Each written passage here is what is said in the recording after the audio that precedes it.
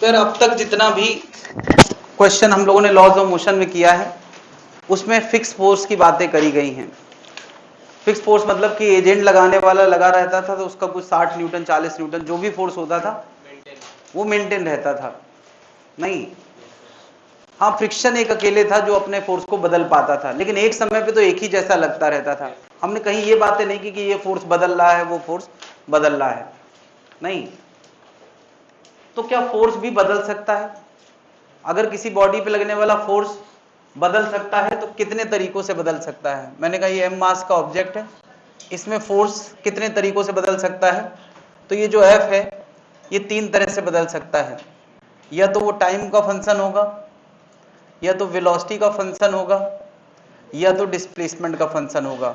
S का sometime S की जगह एक्स लिख देते हैं, या वेलोसिटी का। ऐसी बातें एक्चुअली पहले हो चुकी हैं, मैं बस याद दिला रहा हूं कि अगर फोर्स 3 तरह से हो सकता है तो एक्सेलेरेशन क्या होता है? एक्सेलेरेशन होता है F बाई एम। तो अगर फोर्स टाइम का फंक्शन है तो क्या बताओ, एक्सेलेरेशन भी टाइम का फंक्शन। अगर फोर्स s या x का फंक्शन है तो एक्सेलेरेशन भी s का फंक्शन होगा। अगर फोर्स वेलोसिटी का फंक्शन है तो एक्सेलेरेशन भी वेलोसिटी का फंक्शन होगा। अब एक बार एक्सेलेरेशन टाइम के फंक्शन में आ जाए, या s के फंक्शन में आ जाए, या v के फंक्शन में, तो हम लोग यार और क्या बातें करते हैं। अरे काइनेमेटिक्स में याद है, एक बार एक्सेलेरेशन किसी एक चीज का फंक्शन हो और कोई एक फंक्शन दिया जाए तो बाकी के 5 फंक्शन पूछे जाते हैं। तो यार इस टॉपिक में एक स्टेप और आगे बढ़ गया है। वहां एक्सेलेरेशन दिया जाता था, यहां फोर्स दिया जा रहा है, तो बस एक स्टेप बढ़ गया, a equal to F by, और अगली लाइन में हम वहीं आ गए। क्या? एक्सेलेरेशन टाइम में, एक्सेलेरेशन s में, या एक्सेलेरेशन v में, और बाकी के फंक्शन कौन कौन से होते थे। यार मैं याद दिला दूं, काइनेमेटिक्स हम लोग ने कितने तरह के फंक्शन पढ़े हैं? 6 तरह के। s as a function of time, s को कभी कभी x भी लिख देते थे। v as a function of time, a as a function of time, v as a function of x, a as a function of x, या a as a function of v। तो मैंने कहा ये 3 बातें। मैं कह रहा हूं अगर ये आ गया है तो बाकी फंक्शन कैसे लाते हैं, उसके लिए हमारे पास टूल्स होते थे। क्या क्या टूल्स थे? एक s की डेफिनेशन थी, v की डेफिनेशन थी, और एक a की डेफिनेशन थी। v की डेफिनेशन क्या थी? ds बाई dt या dx बाई dt, और a की v dv बाई dx या dv बाई dt। ले देखे यार, ये 2 टूल थे। इसके अलावा चेंज इन पोजीशन या डिस्प्लेसमेंट का फॉर्मूला, और चेंज इन वेलोसिटी का फॉर्मूला। इतनी बातें हम लोगों ने पहले पढ़ रखी हैं। तो बात इस बार फोर्स से शुरू होगी और वही सब बातें फिर से स्टार्ट हो जाएंगी। नहीं कर लेंगे क्या? इसको मुझे दोबारा कराना चाहिए क्या? नहीं ना, इस तरह की बातें स्टार्ट हो ही सकती हैं। बात क्लियर है? तो किस तरह के सिंपल क्वेश्चन नए आ सकते हैं, ये स्ट्रक्चर कम से कम नोट कर लें कि वेरिएबल फोर्स से मेरा मतलब क्या है। वेरिएबल फोर्स से मेरा मतलब है कि फोर्स किसी चीज का फंक्शन है।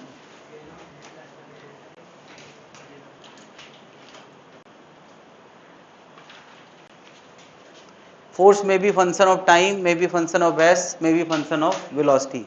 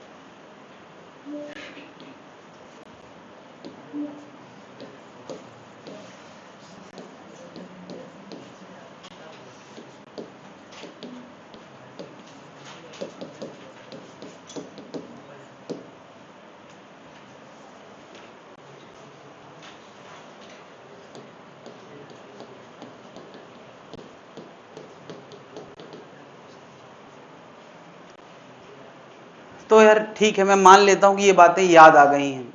नहीं याद आई तो इस क्वेश्चन के जरिए मैं याद दिला दूंगा कि कैसे बातें पहले होती आई हैं। मेरा क्वेश्चन है यार, find time when body just start moving.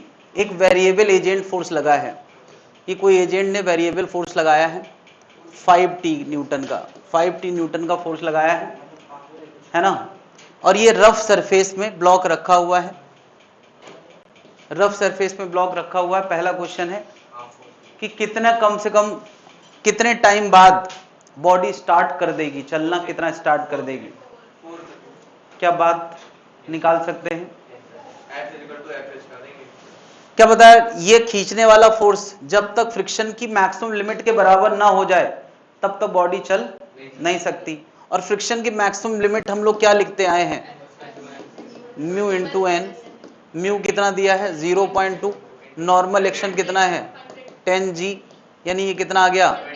20 Newton. यानी जब तक खींचने वाला रोकने वाले की मैक्सिमम दम के बराबर ना हो जाए तब तक बॉडी चलने वाली नहीं है। तो वो कब होगा? जब खींचने वाला और रोकने वाला बराबर हो जाए। खींचने वाला 5t, रोकने वाला 20। तो बताओ t बराबर कितना आ गया? 4 सेकेंड। यानी पहले क्वेश्चन का जवाब है 4 सेकेंड वो समय है जब बॉडी चलना शुरू कर देगी। नहीं तो क्या बताओ, हम एक बात गारंटी से कह सकते हैं, less than equal to 4 second. 4 second से पहले एक्सेलेरेशन क्या होगा? 4 सेकेंड से पहले एक्सेलेरेशन क्या होगा? 0 होगा। 4 सेकेंड से पहले फ्रिक्शन कितना लगेगा? यार 4 सेकेंड से पहले फ्रिक्शन 5t लगेगा। क्या भूल गए यार? 4 सेकेंड से पहले जितना खींचने वाला उतना, मान लिया t बराबर 1 सेकेंड पे 5 न्यूटन लग रहा होगा तो फ्रिक्शन 5 न्यूटन। अगर t बराबर 2 सेकेंड में 10 न्यूटन लग रहा होगा तो फ्रिक्शन। तो कुल मिला के यार रूल क्या होता था? 5 सेकेंड से पहले अगर बॉडी रुकी है तो न्यूटन का फर्स्ट लॉ क्या कहता है? आगे वाला पीछे वाला बराबर होगा। Fs किसके बराबर होगा? 5t के। खींचने वाला 5t तो रोकने वाला। जैसे जैसे टाइम बदलेगा वैसे वैसे फ्रिक्शन बदलेगा। क्या ये भी पूछा जा सकता है ना? Friction as a function of time. ये मैंने बातें कब के लिए करी हैं? लेस देन 4 सेकेंड के लिए। क्या लेस देन 4 सेकेंड के लिए एक्सेलेरेशन 0 होगा और फ्रिक्शन वेरिएबल होगा? क्यों? एजेंट वेरिएबल है तो फ्रिक्शन भी वेरिएबल होगा। क्या इतनी बात सबको समझ में आ रही है? लेकिन अगर कोई कहता है t ग्रेटर देन 4 सेकेंड के लिए क्या होगा? तो क्या t ग्रेटर देन 4 सेकेंड का मतलब है, मैं कहना चाह रहा हूं कि मन में ख्याल लाओ कि ये टाइम 4 से बड़ा है, कुछ भी 5, 6, 7। तो यार ये अगर 5, 6, 7 है तो ये 20 से ज्यादा है कि नहीं है? फ्रिक्शन की लिमिट कितनी है? 20। अगर कोई कहे Fk कितना लगेगा तो Fk भी हम इतना ही मान लेते हैं। खींचने वाला 20 से ज्यादा है, रोकने वाला 20 है। तो अब हम न्यूटन का सेकेंड लॉ लगा सकते हैं, F नेट बराबर ma। खींचने वाला कितना? 5t। रोकने वाला कितना? Fk that is 20 is equal to m into a। तो 5t माइनस, अच्छा 10, ठीक है, माइनस 20 इक्वल टू क्या? 10a। तो a बराबर आ गया t/2 माइनस 10, नहीं t/2 माइनस 2, ठीक, t/2 माइनस 2 मीटर पर सेकेंड स्क्वायर। क्या acceleration as a function of time आ गया? अब चाहे राइटर चाहे तो इसको और लंबा खींच सकता है। क्या एक बार as a function of T आ गया तो चेंज इन वेलोसिटी की बातें हो सकती, बट इतना ज्यादा नहीं खींचेगा। खींचेगा तो नहीं कर पाओगे। चेंज इन वेलोसिटी पूछा जाए तो क्या कर लोगे? Integral of a D T नहीं कर लोगे। v as a function of time आ जाएगा, है ना। फिर v टाइम में आ गया, s पूछे, वो सारी काइनेमेटिक्स वाली बातें यहां भी जोड़ी जा सकती हैं, बट इतना फैशन नहीं चल रहा है। क्या बात समझ रहे हैं? एक और ध्यान देने वाली बात है कि यहां a तो रख दोगे यार, चेंज इन वेलोसिटी क्या होता है? Integral of a D T. तो a तो उठा के रख दोगे। लिमिट पता है क्या रखना है? यहां लिमिट 4 से t रखना है। क्यों? क्योंकि 4 से पहले तो ये एक्सेलेरेशन का मीनिंग ही नहीं था। बात समझ रहा है? इस कहानी की शुरुआत t ग्रेटर देन 4 के लिए हुई है, तो यहां लोअर लिमिट 0 नहीं लगा सकते, क्योंकि 0 से 4 सेकंड तक तो एक्सेलेरेशन था ही नहीं। तो ये लिमिट हमेशा कहां शुरू होगी? 4 से। बस इतना नोट कर ले। ताकि तुम्हें ये समझ में आ जाए कैसे कहानी को आगे बढ़ाया जा सकता है।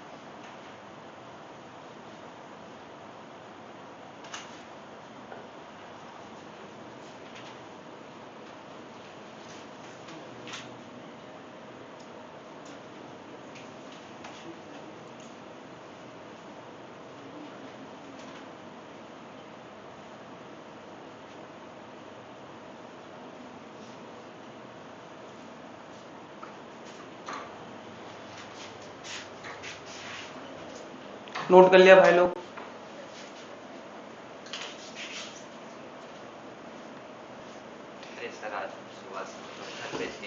आज अच्छा दिन नहीं था ना? ये दिन भी ना बहुत धोखा देते हैं, अक्सर खराबी निकल आते हैं। किससे? दिन से मैं उम्मीद नहीं रखता हूं, मैं तो इससे उम्मीद रखता हूं। ये थोड़ी अपनी तरफ से गलती करता है, तब दिन की गलती।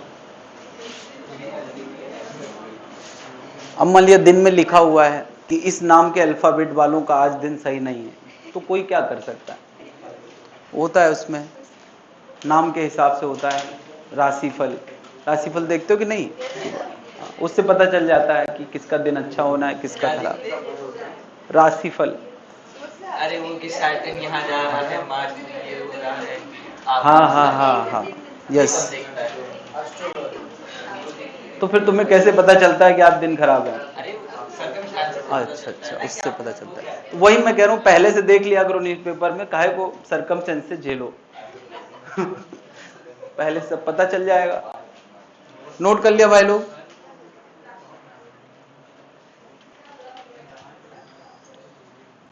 एक 10 किलोग्राम का ब्लॉक है और इसमें एक फोर्स लगा है 5x। म्यू कितना है? 0.2। नहीं, यहाँ x क्या है? उसका डिस्प्लेसमेंट। x क्या है? x यहाँ पर क्या है? डिस्प्लेसमेंट। ठीक है, s भी लिख सकते हैं। कोई तुमसे पूछे फाइंड x, फाइंड, चलो इसका डिस्प्लेसमेंट नाम रख देते हैं, नहीं तो कंफ्यूजन हो जाएगा। Find displacement when body start moving. Find s when body start moving. पहला ऑप्शन होगा 4, दूसरा ऑप्शन होगा 2, तीसरा ऑप्शन होगा कांट से, चौथा ऑप्शन होगा विल नॉट मूव। चलो 4 ऑप्शन है। एक फोर्स लगा है बराबर 5s, जैसे यहाँ 5t लगा था। ठीक है, क्वेश्चन है find s when body start moving. Same question, जैसे यहाँ पे था यार f बराबर 5t, वैसे यहाँ क्या है? 5s। क्वेश्चन है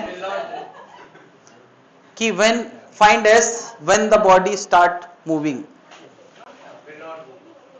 तो आंसर है ए वाले हाथ उठाएं। क्वेश्चन मैंने अपना पूरा कर लिया है, अभी तुम किसका वेट कर रहे हो? ए वाले हाथ उठाएं। अच्छा, ए सेकंड ऑप्शन है, सॉरी। A2 है, B4 है।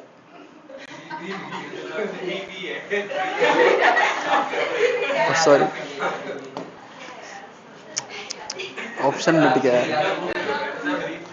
B4 है, ठीक, मिटाएंगे नहीं। पहला ऑप्शन 2 वाले हाथ उठाएं, 4 वाले हाथ उठाएं, कांट से वाले हाथ उठाएं। कांट से भी ऑप्शन होता है कभी कभी कि हम इतनी जानकारी पे नहीं बता सकते हैं। अगला है विल नॉट मूव वाले हाथ उठाएं। कारण?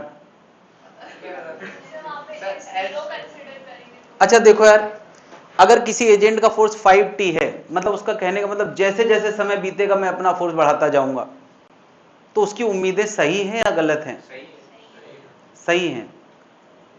और समय बदलेगा, समय तो कोई रोक ही नहीं सकता ना। ये कह रहा है कि जैसे जैसे बॉडी का डिस्प्लेसमेंट बढ़ेगा मैं अपना फोर्स बढ़ाता जाऊंगा। और बॉडी क्या कह रही है, फ्रिक्शन क्या कह रहा है कि जब तक तुम मेरी लिमिट पार नहीं करोगे तब तक मैं तुम्हें चलने 20 न्यूटन की लिमिट है। फ्रिक्शन क्या कह रहा है, जब तक तुम 20 नहीं होगे तब तक चलने नहीं दूंगा। और फोर्स क्या कह रहा है कि जैसे ही बॉडी आगे चलना शुरू करेगी मैं अपनी ताकत बढ़ाऊंगा। मतलब होता है ना, कुछ लोग कहते हैं कि जब तक मुझे सफलता नहीं मिलेगी मैं मेहनत का मैग्नीट्यूड बढ़ाता जाऊंगा, उनको सफलता मिल जाएगी। और कुछ लोग कहते हैं मेहनत तभी करेंगे जब सफलता मिल जाएगी। यहां वही वेट चल रहा है। ये कह रहा है कि जब तक डिस्प्लेसमेंट नहीं होगा तब तक हम लगेंगे नहीं, और फ्रिक्शन कह रहा है जब तक तुम लगोगे नहीं तब तक तुम चल ही नहीं पाओगे। तो दोनों एक दूसरे का वेट करते रहेंगे। ये फोर्स कभी बॉडी को चला नहीं पाएगा, यानी ये बॉडी नहीं चलेगी। क्योंकि यार डिस्प्लेस, यार फिजिक्स में मैथ्स ही मैथ्स सब कुछ नहीं है, उसका मतलब भी तो निकलना चाहिए। समय को कोई रोक नहीं सकता है, तो समय बदलेगा, लेकिन एस तो वैसे भी यार डिपेंडेंट चीज है। इसका डिस्प्लेसमेंट किस पे डिपेंडेंट है कि आगे वाला पीछे वाले से ज्यादा हो तब तो एस बढ़े। तो एस वेट कर रहा है कि बॉडी चले, यानी एफ वेट कर रहा है कि बॉडी चले, है ना, और बॉडी वेट कर रही है कि आगे वाला फोर्स ज्यादा हो फ्रिक्शन से। तो ले देके ऐसा मोशन कभी, इसी तरह से अगर ये v का फंक्शन होता, मान लिया ऐसे कहते हैं ये v का फंक्शन है, तो उसका जवाब भी होता कैन नॉट मूव। क्यों? क्योंकि यार वेलोसिटी वेट करेगी कि बॉडी चले, और बॉडी वेट करेगी कि आगे वाला पीछे वाले से ज्यादा हो। तो यार शुरू में तो बॉडी रुकी है ना, v 0 है तो फोर्स भी 0 ही है। 0 है तो फिर बढ़ेगा कैसे, जब s बढ़ेगा या v बढ़ेगा, वो कभी आएगा नहीं इसकी जिंदगी में। तो यार ये परेशान करने के लिए ऐसे मजाक भी हो सकते हैं। टाइम में है तो संभव है, नहीं इसमें संभव नहीं है। तो इससे हमें यह पता चलता है कि सफलता के लिए टाइम के साथ साथ अपना मैग्नीट्यूड बढ़ाना है, क्योंकि तुमको खुद ही नहीं पता कि फ्रिक्शन कितना है। अगर तुम्हें पता ही होता कि फ्रिक्शन कितना है तो फिर तो पक्का हो जाता। बहुत लोगों को बहुत बाद में पता चलता है कि हमें कहां तक जाना है। सही बता रहा हूं यार, ये बहुत बड़ा फैक्ट है कि बहुत लोगों को पता ही नहीं पड़ता यार कि 650 से ऊपर वाले का सीन क्या है। हेलो सर जी, मैं 2 दिन से लेके घूम रहा था, आज ही नहीं लाया हूं, भूल गया हूं। कल आ जाइए। मार्केट नहीं जाना हुआ था मेरा। ठीक ठीक।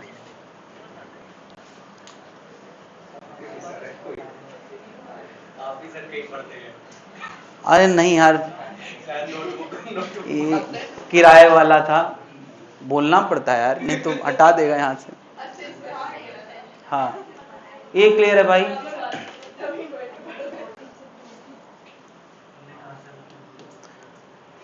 तो सभी लोगों को सर बोला जा सकता है। सर कोई टीचर के लिए थोड़ी होता है, सर मतलब सम्मान का शब्द है, किसी को भी दिया जा सकता है। हाँ नहीं वो धैर्य वाला है, ऐसा नहीं, बहुत सुलझा हुआ है। तो कहाँ थे हम लोग, मैं क्या बता रहा था। हाँ, बहुत लोगों को पता ही नहीं है कि फ्रिक्शन है कितना, हमें कितना ओवरकम करना है। तो ओवर द टाइम तुम्हें अपना मैग्नीट्यूड बढ़ाना चाहिए और देखना चाहिए कि कब चीजें चल पड़ती हैं। और अगर तुमने मैग्नीट्यूड को रोक रखा है तो हो सकता है फिर चले ही ना, इसलिए बदलना जरूरी है। तुम एस का वेट मत करो यार, बात समझ रहा है। तुम टाइम के साथ साथ अपना मैग्नीट्यूड बढ़ाते रहो, इससे हमें ये पता चलता है। ठीक है यार, आगे बढ़े भाई।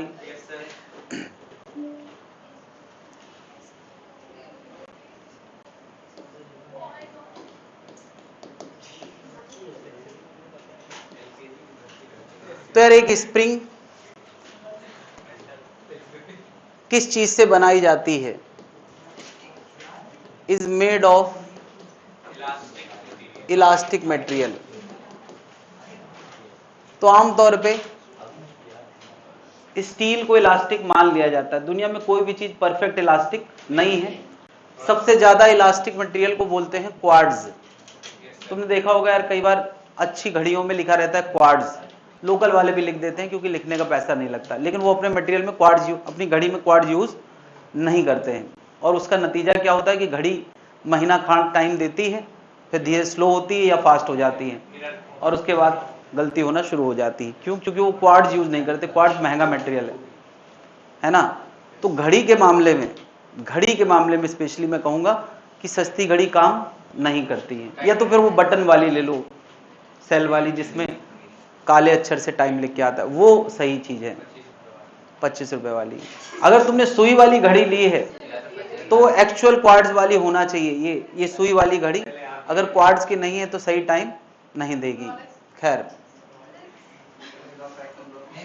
और उसकी शुरुआत 1000 की घड़ी से हो जाती है। उसके लिए रोलेक्स लेने की जरूरत नहीं है, मतलब इतना भी महंगा नहीं है क्वार्ट्ज कि रोलेक्स वाले ही क्वार्ट्ज लगा पाएंगे, है ना। वो लोग फिर हीरा लगाना शुरू कर देते हैं, सोना हीरा लगाना शुरू, इसलिए महंगी हो जाती है। अब यार घड़ी के लिए क्या होती है? हाँ, तो वही तो, क्या जरूरी हाथ से बने मशीन से बने, क्वार्ट्ज लगा हो, टाइम सही बताए, बस। तो बस वही है, मतलब अलग लेवल के लोग के लिए है। तो लेवल बदल लो, फिर जब सब कुछ जस्टिफाइड है। जब तक लेवल नहीं बदला है तब तक यार पैसा बचाओ, समझ रहे हो? हाँ,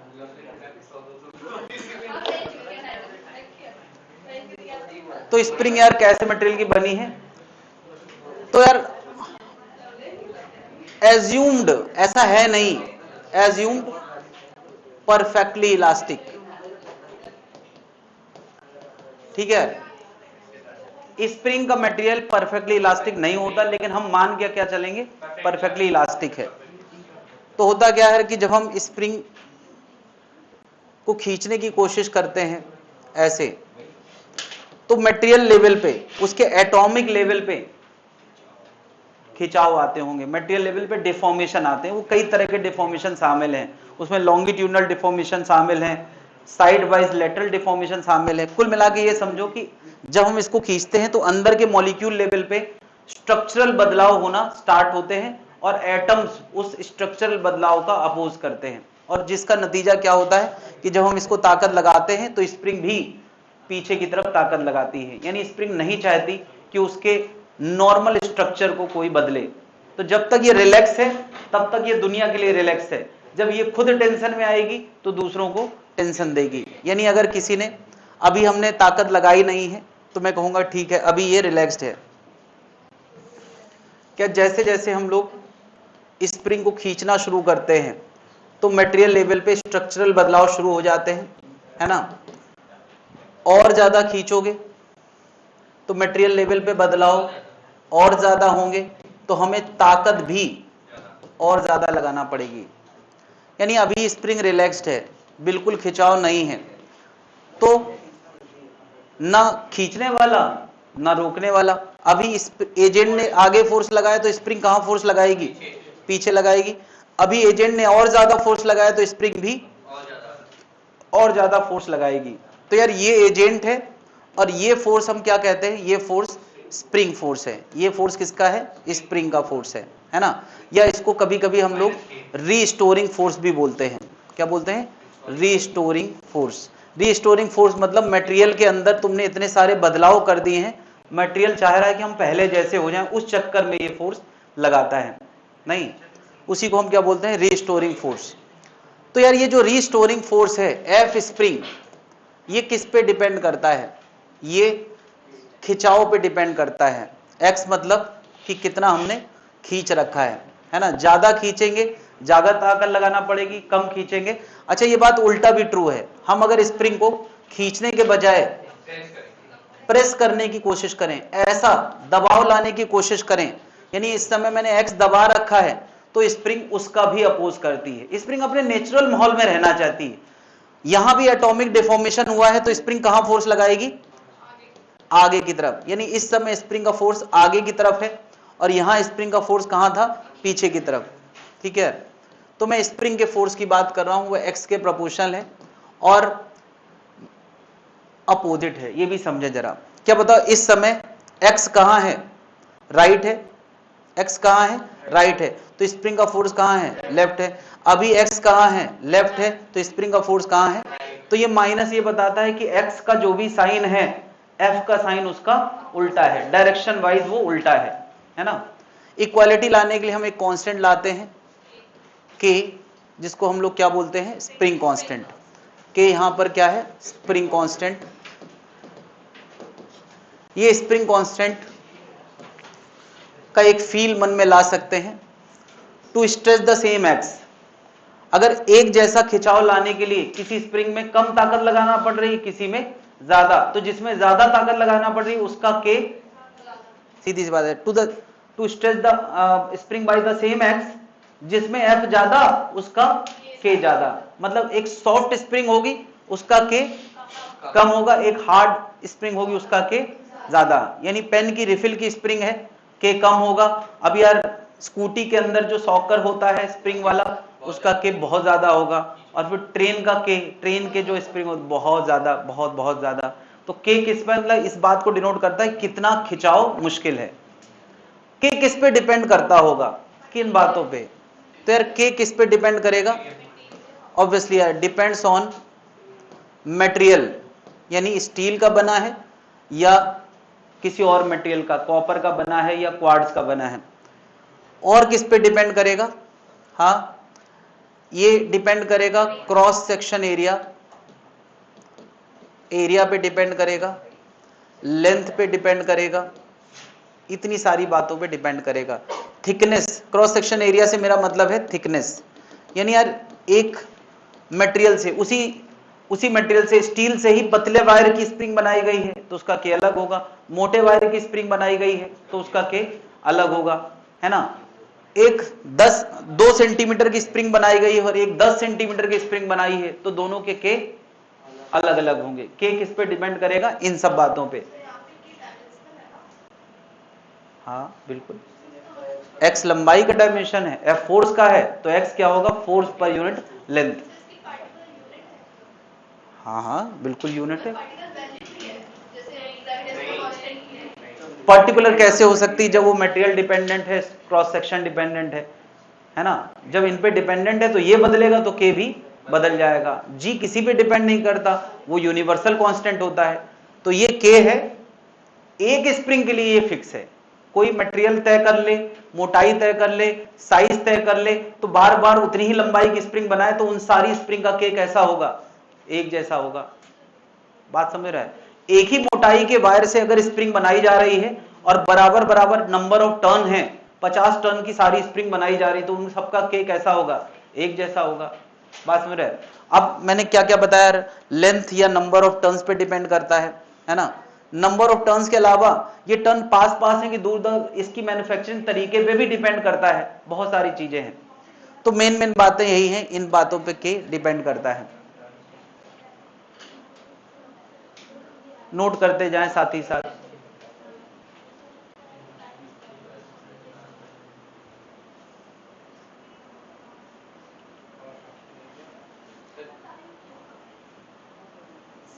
हाँ हाँ,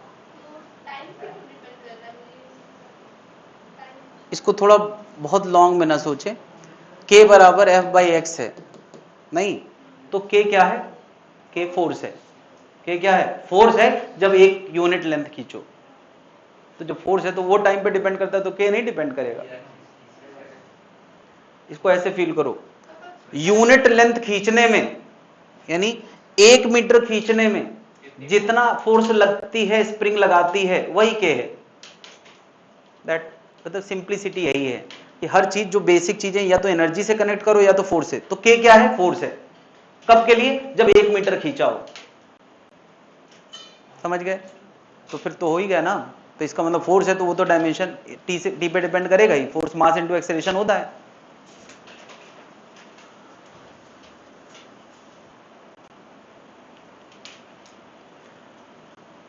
तो देखो यार, क्रॉस सेक्शन एरिया मटेरियल, मान लेते हैं कि ये सब सेम है। क्या सेम है? थिकनेस सेम है, मटेरियल सेम है ना, और वे ऑफ मैन्युफैक्चरिंग सेम है, एक जैसे तरीके से बनाया गया है, ये सब सेम है।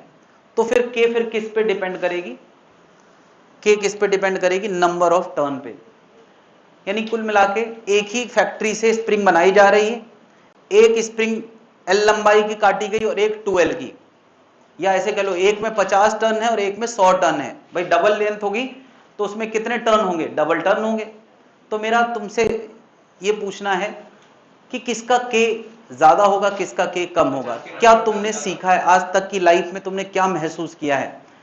कम टर्न वाले का के ज्यादा होगा या ज्यादा टर्न वाले का के ज्यादा होगा? ओके, सबने अलग अलग सीखा है, इससे ये पता चलता है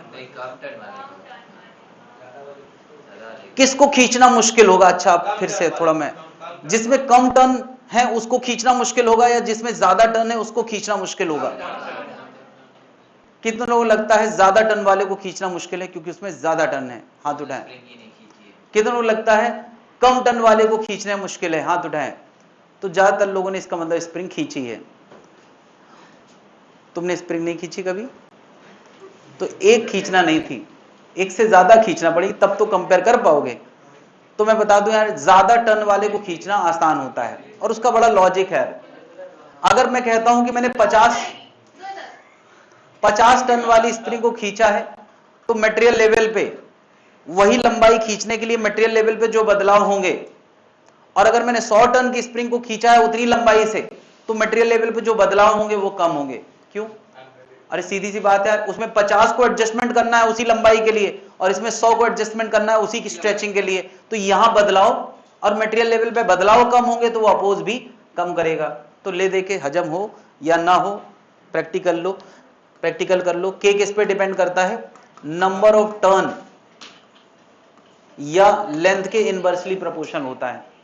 यानी जितनी लंबी स्प्रिंग होगी उसका के उतना कम होगा, उसको खींचना उतना आसान होगा। नंबर ऑफ टर्न, अच्छा नंबर ऑफ टर्न लेंथ तो डायरेक्टली प्रोपोर्शनल होगा।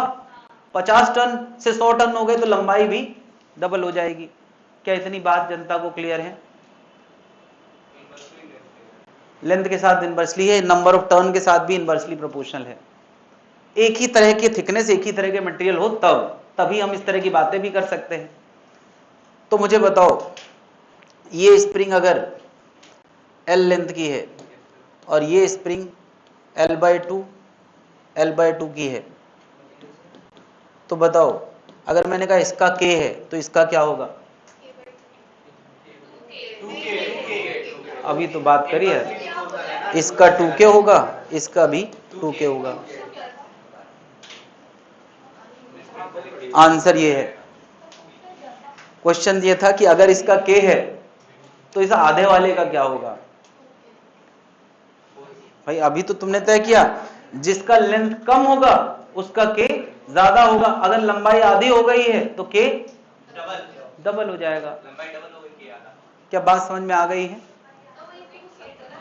बिल्कुल पूछ सकता है, इसीलिए मैं बता रहा हूं।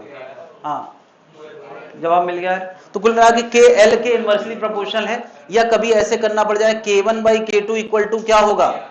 K1/K2 होगा N2/N1 या L2/L1, है ना यार। अगर कभी ना समझ में आए तो इससे निकाल सकते हो। जैसे पहले वाले का K मैंने K बोला था, दूसरे का मैंने पूछा था। पहले वाले की लेंथ, एक मिनट, पहले वाले की लेंथ इनवर्स में है कितनी थी? L, और दूसरे वाले की लेंथ कितनी थी? L/2। L से L काटो, K2 निकल आएगा। यार ऐसा है ना, जब फीलिंग सपोर्ट ना करे तो मैथ्स का सहारा लेना चाहिए। देखो यार, क्या पहले वाले का K था और लेंथ L थी, इनवर्स में लिखना है। K2 हो गया, लेंथ L/2 हो गई। जब इसको तुम सॉल्व करो K2 उधर जाएगा, 2 उधर जाएगा, तो K2 इक्वल टू कितना आ जाएगा? 2K आ जाएगा। बात समझ रहा है? तो ज्यादा फीलिंग पे जोर डालने की जरूरत नहीं है, मैथ्स का भरोसा रखो, वो ज्यादा फेवर करती है। क्या ये फॉर्मूला ठीक है बताने के लिए?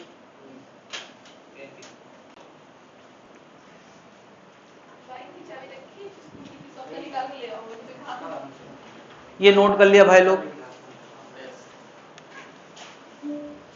एक स्प्रिंग है, चलो यहां बना देता हूं।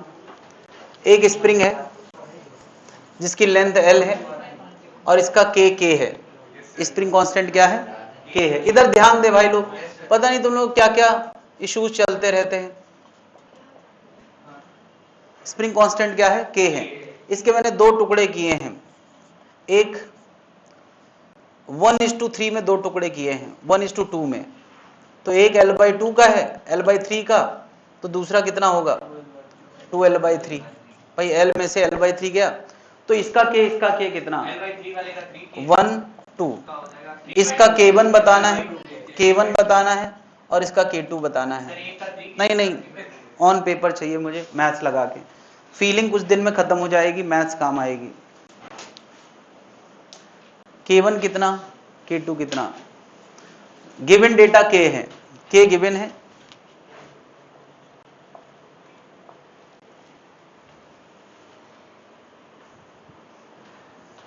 रिमोट।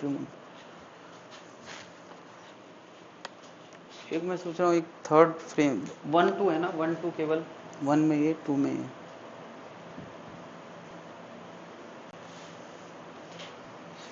आधा टीवी आधा ही आएगा, नहीं आ पा रहा।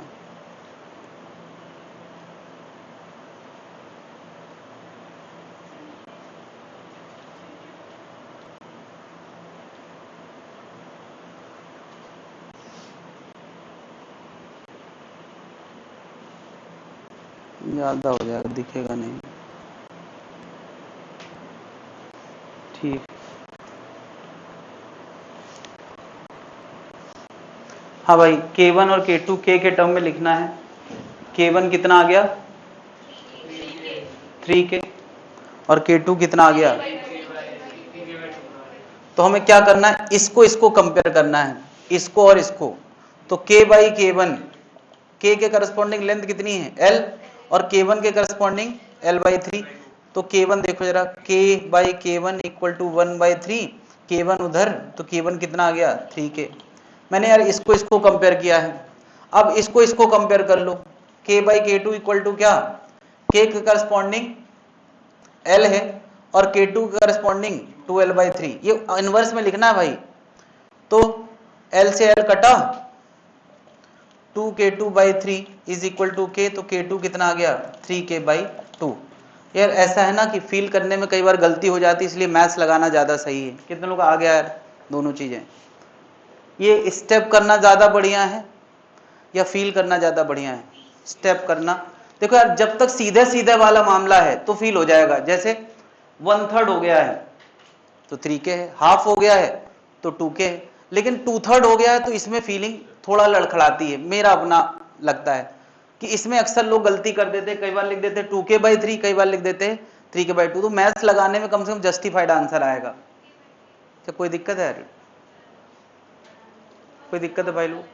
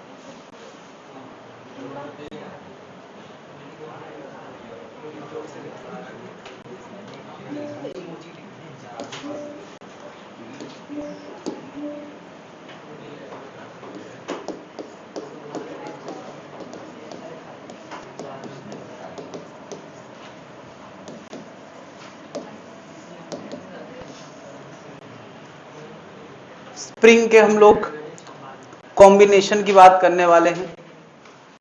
सबसे पहले पैरेलल कॉम्बिनेशन।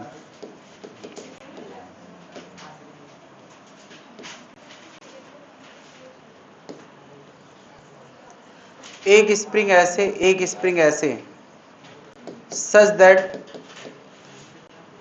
जब भी इन स्प्रिंग के अगेंस्ट कोई फोर्स लगाया जाएगा तो दोनों स्प्रिंग साथ साथ खींची जाएंगी या साथ साथ कंप्रेस करी जाएंगी। दोनों को साथ साथ स्ट्रेच किया जा रहा है या साथ साथ कंप्रेस किया जा रहा है। तो उस केस में ये दोनों स्प्रिंग किस के की तरह बिहेव करेंगी? के इफेक्टिव। इफेक्टिव का मतलब क्या होता है हमेशा से कि दो की जगह एक इमेजिन करें तो उसका के कितना हो जो इन दोनों के बराबर असर करे। नहीं, तो इन दो की जगह हमें एक के सोचना है जो इन दोनों जैसा बिहेव करे। तो क्या आएगा के इफेक्टिव? तो यार इसको हम लोग ऐसे कर लेते हैं। मैंने यहां पे एक एजेंट लगाया है ना। क्या इस समय इस एजेंट को कितना फोर्स लगाना पड़ रहा होगा? अगर मैंने कहा कि दोनों की स्ट्रेचिंग सेम है, यार पैरेलल का मतलब यह होता है यार stretching slash comparison of all the spring is same.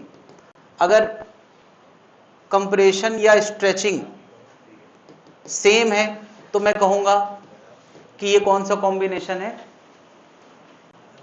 Parallel combination है। यानी जितना इस स्प्रिंग का खिंचाव हुआ है उतना ही इस स्प्रिंग का खिंचाव हुआ है, या जब कंप्रेस करेंगे तो दोनों का बराबर कंप्रेशन हो, है ना। तो वो कौन सा कॉम्बिनेशन है? पैरेलल कॉम्बिनेशन है। तो बता इस समय ये एजेंट इस स्प्रिंग के खिलाफ फोर्स लगा रहा होगा और इस स्प्रिंग के खिलाफ। मैं साइन की बात नहीं कर रहा हूं, मैं केवल ये पूछूं कि बताओ ये स्प्रिंग इस वक्त कितना फोर्स लगा रही होगी? K1x और ये कितना? K2x। तो एजेंट को इसके बराबर ही लगाना पड़ रहा होगा। लेकिन अगर एजेंट एक स्प्रिंग पे लगा होता, मान लिया ये आदमी इसको नहीं पता कि यहां दो स्प्रिंग है, ये एक स्प्रिंग के अगेंस्ट लगा होता तो इसको K इफेक्टिव इंटू एक्स लगाना पड़ता। नहीं, तो हमेशा यार इफेक्टिव का मतलब होता है कि इन दो को रिप्लेस करने वाला एक। F वही है, यहां दो स्प्रिंग है और यहां एक स्प्रिंग है, तो मैं कह सकता हूं यार यहां पर जो फोर्स लग रहा है K1x प्लस K2x एजेंट को लगाना पड़ रहा है और यहां लगाना पड़ रहा है K इफेक्टिव इंटू एक्स। नहीं, तो क्या एक्स एक्स कैंसिल हो जाएगा? K इफेक्टिव कितना आ जाएगा? K1 plus K2। बात क्लियर है? या ऐसे समझ ले यार? ठीक है, ऐसे समझ लिया, इतना बहुत है। अक्सर यार एक और बात करी जाती है, K1 K2।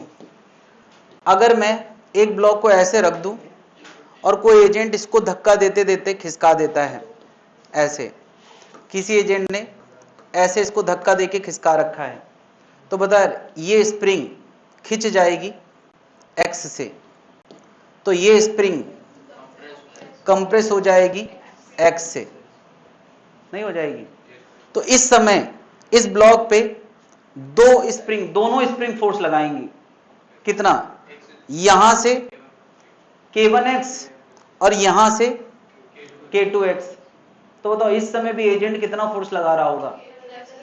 K1x प्लस, देखो वहां भी K1x प्लस K2x लगा रहा था और यहां भी K1x प्लस K2x लगा रहा है। तो ये सिचुएशन और इस सिचुएशन में कोई अंतर नहीं है, यानी इसके लिए भी के इफेक्टिव यही होगा।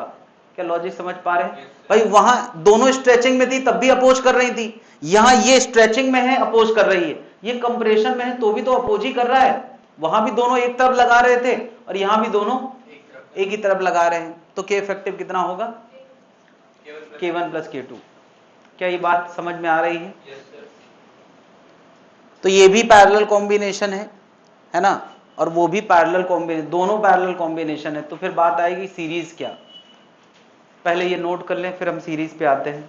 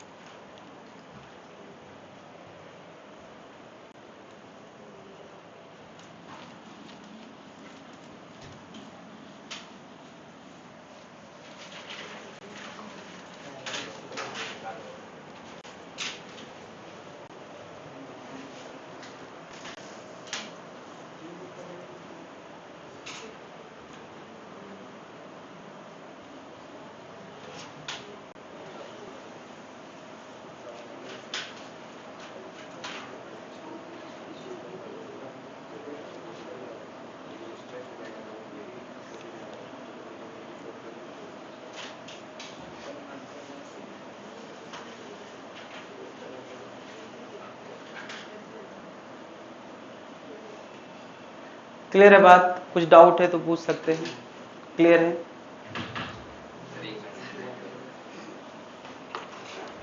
अभी तुम शुरू कर रहे हो? अच्छा,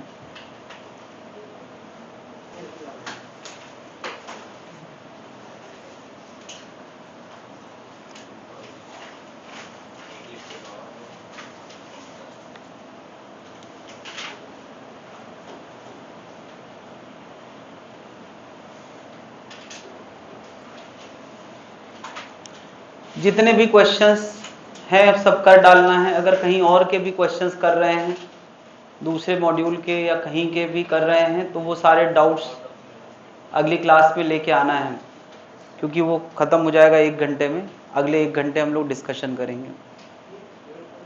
हटा दे भाई लोग, और हो सकता है अभी काफी कुछ हो जाए, आज खत्म होता है तो और अच्छी बात है। हाँ, इम्पल्स ये हो गया भाई। तो अगला कॉम्बिनेशन कौन सा आएगा? Series combination.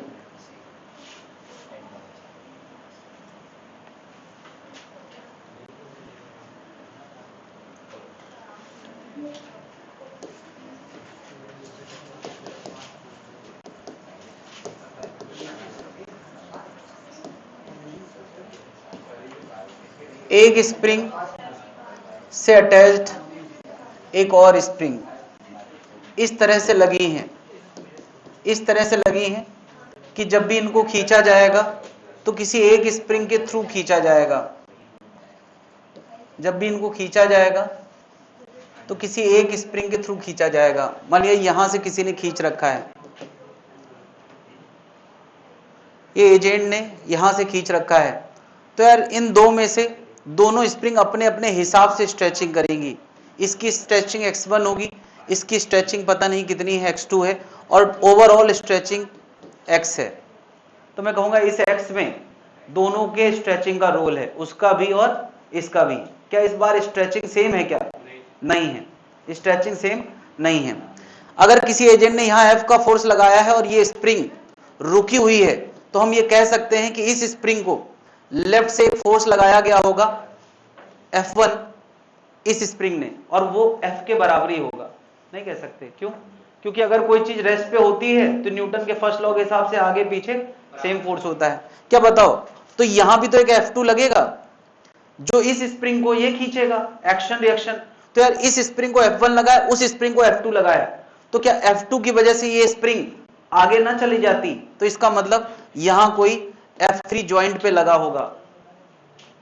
और अब मैं क्या कहूंगा, इसको लगने वाला F2 और F3, क्यों ये रुकी है ना, तो इसको लगने वाला F2 F3 फर्स्ट लॉ के हिसाब से सेम होना चाहिए। और इस स्प्रिंग को, येलो वाली स्प्रिंग को F1 और F भी सेम होना चाहिए। तो मैं सीधे ये नहीं कह सकता हूं F बराबर F1 बराबर F2 बराबर F3। जितने भी बीच में फोर्स इन्वॉल्व हुए हैं वो सब कैसे हैं, इक्वल हैं, चाहे वो इस ज्वाइंट पे हो, चाहे इस ज्वाइंट पे हो, चाहे उस ज्वाइंट पे हो, हर जगह फोर्स कैसे होंगे, एक जैसे होंगे, बल्कि बीच में भी कहीं कहते तो वो भी सेम ही होता। लॉजिक क्या है, बीच में कोई चीज है जिसपे कोई मोशन नहीं है, रेस्ट पे है, और रेस्ट पे है तो आगे पीछे बराबर होना चाहिए। इसका मतलब यार सीरीज कॉम्बिनेशन में फोर्स एट ईच जंक्शन क्या होगा, इज सेम, इज सेम। और क्या अलग अलग है, स्ट्रेचिंग या कंप्रेशन में भी डिफरेंट, में भी different as per K1 K2, ये अलग अलग हो सकता है ना यार। बल्कि तुम जानते हो कि यार F बराबर KX होता है कि नहीं, अगर इसमें F का फोर्स लग रहा है तो बताओ F बराबर KX होता है कि नहीं। तो तुम ये भी कह सकते हो यार X क्या होगा F बाई K, तो जो स्ट्रेचिंग होगी X1:X2 वो पता है किस रेशियो में होगी, 1/K1:1/K2। क्या बात समझ रहा है। खैर इसके आगे की बातें मैं थोड़ा गोल कर रहा हूं और सीधे बता रहा हूं इसका K इफेक्टिव कितना होता है। K इफेक्टिव होता है 1/K1 प्लस, और ये याद रखना बड़ा आसान है। क्यों, अरे भाई तुमने रजिस्टर कभी पढ़ा है, कभी कैपेसिटर पढ़ा है, खैर कैपेसिटर ज्यादातर लोग नहीं पढ़ा, रजिस्टर पढ़ा है। रजिस्टर में मामला थोड़ा उल्टा होता है, जो आंसर पैरेलल का आता है वो यहां सीरीज वाला लुक है, और जो वहां सीरीज वाला लुक था वो यहां पैरेलल वाला है। तो ऐसे याद रहेगा यार, ठीक है। ये कौन सा कॉम्बिनेशन है, सीरीज। सीरीज कॉम्बिनेशन में फोर्स सेम होते हैं, एक्स अलग अलग होते हैं, और पैरेलल कॉम्बिनेशन में फोर्स अलग अलग होते हैं और एक्स सेम होते हैं।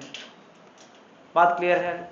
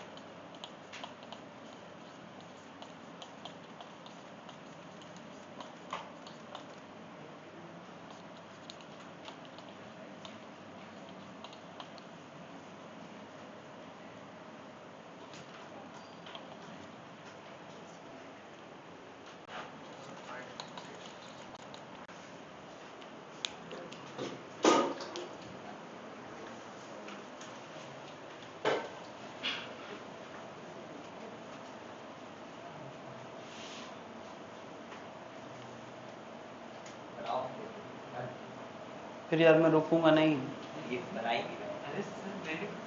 तो वो लेट कहाँ होता है कभी, लेट तो तुम होते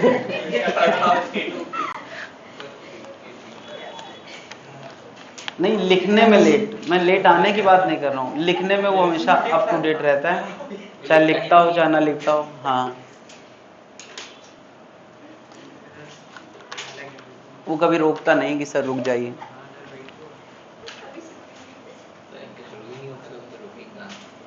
कि नोट्स नहीं बनाते तुम, कॉपी देख कितने शॉर्ट यार, मैं तो पहले ही शॉर्ट करके लिखा रहा हूँ, उसको तुम और शॉर्ट करोगे तो फिर वो शॉर्ट नोट्स थोड़ी हो जाएंगे, क्रैश कोर्स हो जाएगा। 30 दिन वाली क्लास कर लेते, 30 दिन में नीट पास, YouTube पे देख लो 1 घंटे में पास करा।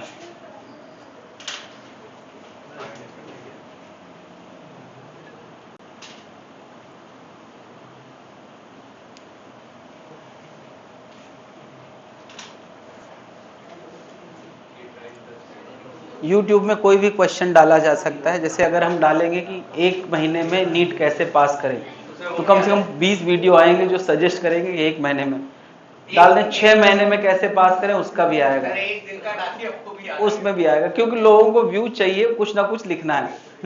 1 दिन में नीट कैसे पास करें। प्यार के सर है वो कूद के केमिस्ट्री पढ़ाते हैं। तो अगर तुम डालोगे 1 हफ्ते में नीट की तैयारी कैसे करें, उसका भी कोई सजेशन देता हुआ मिल जाएगा, इतने ज्ञानी लोग हैं। एक हफ्ते में नीट की तैयारी कैसे करें। और कुछ लोग फिर जब किसी के पास कोई ऑप्शन नहीं होता तो उस पर भरोसा करते हैं, और उनके पास कोई ऑप्शन ही नहीं है यार। सर ये देखिए, अरे आपको बहुत अच्छी फेस की वीडियो दिखाई। सर ये देखा देखा सुना।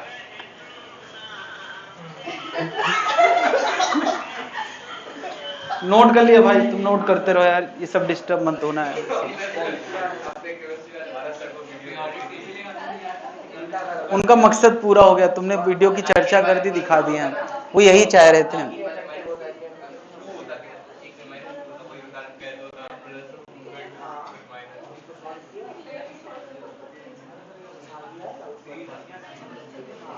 नोट कर लिया भाई, ठीक, बहुत बढ़िया।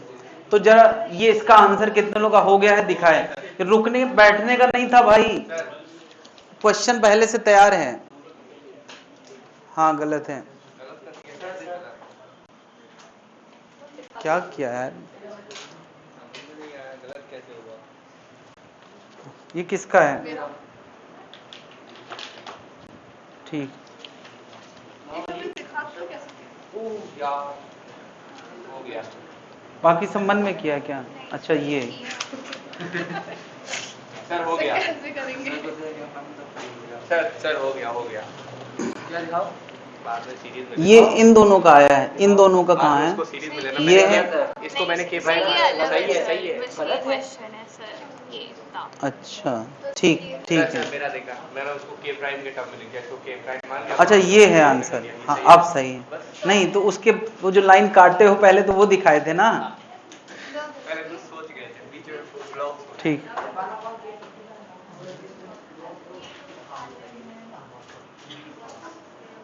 क्या हम लोगों ने रजिस्टर में सीरीज पैरेलल के क्वेश्चन नहीं किए हैं? वो ब्लॉक नहीं है। वही दिखाना है तुम्हें करके कि वहां कैसे फैसले लेते थे, कैसे फैसले लोगे। हाँ बिल्कुल करो, वो करके आंसर बताओ।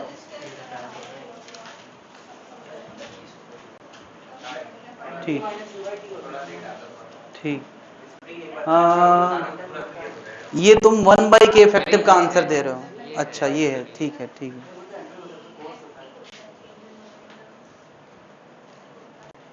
ये k इफेक्टिव इन दोनों का है, फिर जब तीनों के लिए निकाला तो तुमने क्या किया, प्लस 1 अपॉन, ऐसे किया था उसके बाद वो मतलब कि के इफेक्टिव का नो, ये 1 अपॉन दिस और 1 अपॉन इसका भी ना, सर सॉरी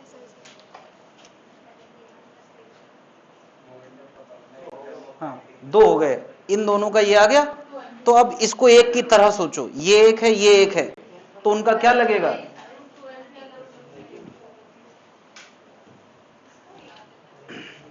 और कोई दिखाना चाहता है, हाँ भाई,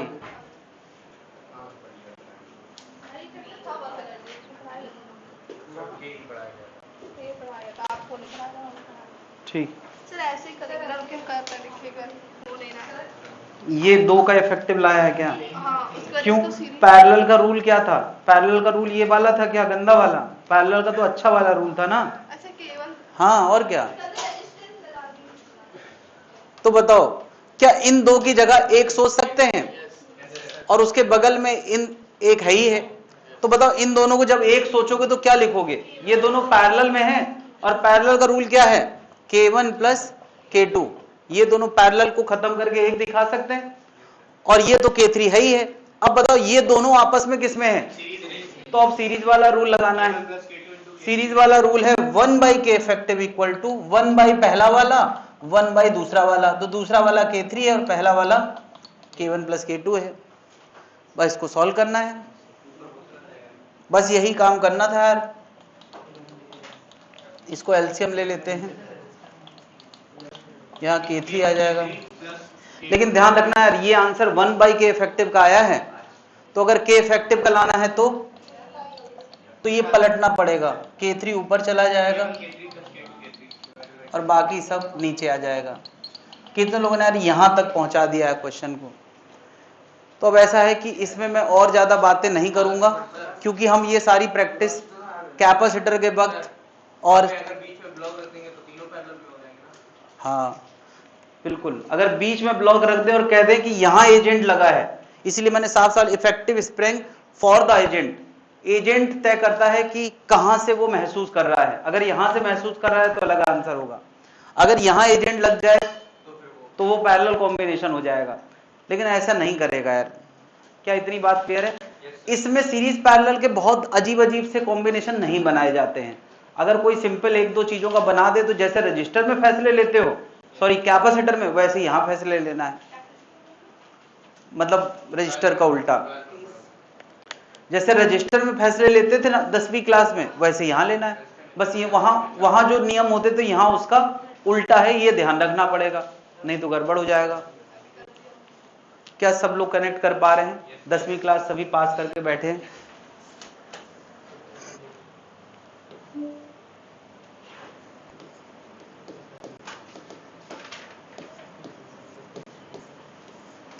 स्प्रिंग बैलेंस किस काम आता है?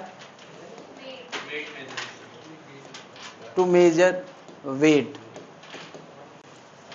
वेट को मेजर करने के काम आता है। तो अंदर क्या होता होगा, तो उसका एक सिंपल स्ट्रक्चर मैं बता रहा हूं।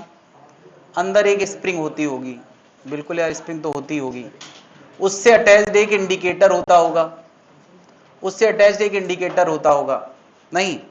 अब स्प्रिंग से अटैच यहां एक हुक होता होगा, ये अंदर की मैकेनिज्म मैं बता रहा हूं, और उसको डब्बे में ऐसे बंद कर दिया जाता है, ऐसे बंद कर दिया, ठीक है।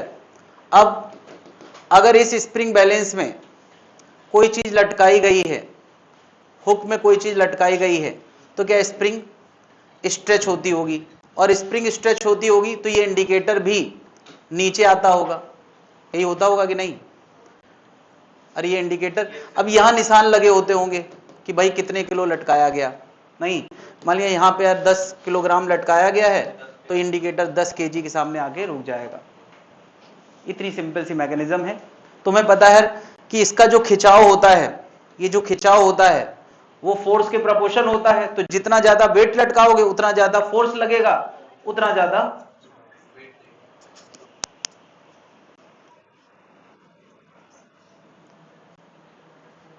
तो इसका बड़ा सिंपल सा फंडा है। अगर 2 किलोग्राम लटकाओगे और इसने 2 सेंटीमीटर खिसका है, तो 10 किलोग्राम में 10 सेंटीमीटर खिसकेगा। क्यों? क्योंकि फोर्स एक्स के प्रोपोर्शन होता है, तो जितने गुना फोर्स बढ़ेगा उतने गुना इसका स्ट्रेचिंग बढ़ेगा। और यहां पे अगर यूनिफॉर्म तुमने ऐसे निशान लगा रखे हैं 1 2 3 ऐसे, तो तुम्हें पता चल जाएगा। तुम्हें एक बार तो मेजरमेंट करना पड़ेगा। ये जो निशान लगाए हैं किसी ना किसी ने पहली बार तो किसी से मेजर करके लगाए होंगे, नहीं? क्या ये बात जनता समझ पा रही है? ये सिंपल मैकेनिज्म है। तो सोचो यार, इसमें 10 किलोग्राम लटकाया गया है तो ये 10 रीडिंग देगा। 15 किलोग्राम लटकाया गया, 15। मान लिया यहां से 10 किलोग्राम हटा दिया जाए तो फिर से 0 पे पहुंच जाएगा, नहीं? लेकिन यहां पे कोई एजेंट ने 100 न्यूटन का फोर्स लगा दिया है, कितनी रीडिंग दिखाएगा? 10 केजी दिखाएगा। क्यों? 10 किलोग्राम में 100 न्यूटन का ही तो फोर्स लगता है। तुम लोग बात ही नहीं समझ रहे हैं। 10 जी लगता है ना भाई, 10 जी बोले तो लगभग 100 न्यूटन। तो 100 न्यूटन पे 10 किलोग्राम दिखाता है, 50 न्यूटन पे 5 किलोग्राम। उसको ये थोड़ी पता है कि फोर्स लगाने वाला एजेंट है कि वेट लटका है। भैया मशीन को दिखाई थोड़ी देता कि देख के फैसला लेगा, अच्छा एजेंट लगा है, हम नहीं बताएंगे रीडिंग, चीटिंग हो रही है, ऐसे थोड़ी है। उसको नियम के हिसाब से काम करना। फोर्स लगा है, रीडिंग दिखाएगा। 50 न्यूटन लगे तो कितना दिखाएगा? 5 किलोग्राम। 10 न्यूटन लगे तो क्या दिखाएगा? 10 किलोग्राम, 1 किलोग्राम। 10 न्यूटन लगे तो कितना दिखाएगा? 1 किलोग्राम। भाई 1 किलोग्राम में कितना फोर्स ग्रेविटी लगाती है? तो किसी ने ये जो कैलिब्रेशन किया है वो केजी में किया है। अभी चाहे तो इसमें यार केजी की जगह न्यूटन में कैलिब्रेशन कर दो तो फोर्स दिखाने लगेगा। भाई वो तो लिखने वाले पे डिपेंड करेगा कि वो फोर्स देखना चाहता है या, लेकिन आमतौर पे जो कैलिब्रेशन होता है वो किस में होता है? किलोग्राम में होता है, नहीं? किलोग्राम में होता है। तो सोचो, तुम्हें पता है अर्थ के मुकाबले मून का जी कितना है? G/6।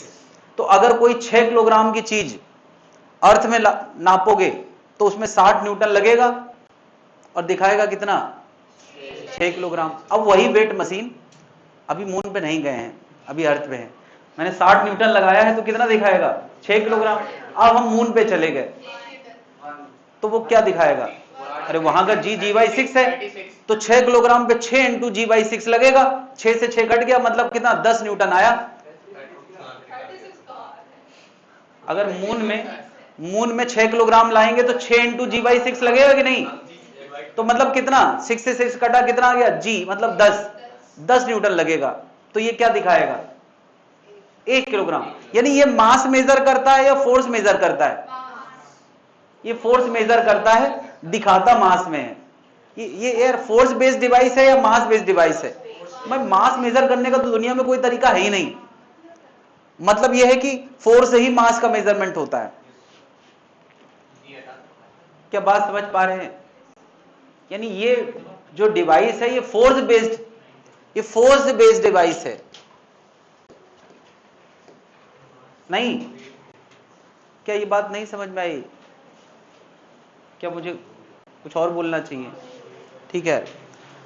अच्छा, ये स्प्रिंग बैलेंस आइडियली, अगर आइडियल स्प्रिंग बैलेंस है तो जैसे हम लोग आइडियल स्प्रिंग की बात करते हैं या आइडियल स्प्रिंग लिखा हो, कहीं पे आइडियल स्प्रिंग लिखा हो, तो उसमें हम हमेशा मासलेस मानते हैं और उसकी क्षमता पे कभी डाउट नहीं करते हैं। मतलब अभी कोई कह दे कि 2 कुंतल लटका दिया गया है तो 2 कुंतल दिखाएगा। अब कोई कहेगा कि सर 2 कुंतल कैसे दिखा सकता है? अरे होगी बड़ी वाली स्प्रिंग, उससे क्या लेना देना तुम्हें? तुम बस उसकी कि मेजरिंग इंस्ट्रूमेंट है तो अपना काम करेगा। मासलेस और unlimited capacity, unlimited stretching capacity या कंप्रेशन कैपेसिटी, इस पे हमें डाउट नहीं करना है। कोई क्वेश्चन बनाने वाला कुछ भी कहे हम उसको मान लेंगे कि हाँ ऐसा होता होगा। ठीक है, तो यार अभी ऐसा है कि अंदर की बात दिखाना बंद कर दें। मैं एक स्प्रिंग बैलेंस दिखा रहा हूं और यहां ये गोला दिखा रहा हूं। ठीक है, मैंने यहां पर बताओ 100 न्यूटन का फोर्स लगाया है तो कितनी रीडिंग दिखाएगा? 10 kg दिखाएगा। कितना दिखाएगा? क्या इस बात पे किसी को कोई आपत्ति है? 50 न्यूटन तो 5 kg, 100 न्यूटन तो 10 kg। अच्छा बताओ, इस समय इस जगह पर 100 न्यूटन का टेंशन है, इस जगह पर कितना टेंशन होगा?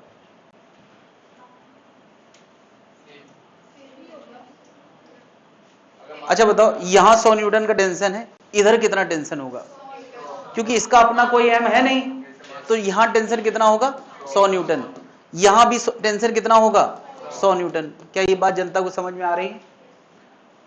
बहुत ध्यान देना है, अभी थोड़ी देर में धोखा होने वाला है। अभी मैं क्या कर रहा हूं कि स्प्रिंग बैलेंस के इसी हुक पे एजेंट की छुट्टी कर दी मैंने। यहां क्या लटका दिया? 10 किलोग्राम। बताओ स्प्रिंग बैलेंस की रीडिंग कितनी आएगी? अरे 10 kg पे फोर्स लगता है 10 G, दैट इज 100। तो टेंशन कितना आएगा? 100। टेंशन कितना आएगा? 100। तो जो यहां का सीन है वही यहां का सीन है, तो यहां भी रीडिंग कितना दिखाएगा? 10 kg। कितना दिखाएगा? 10 kg। क्या इस बात पे किसी को कोई आपत्ति, कोई डाउट? ये हमारा क्या है? स्प्रिंग बैलेंस है।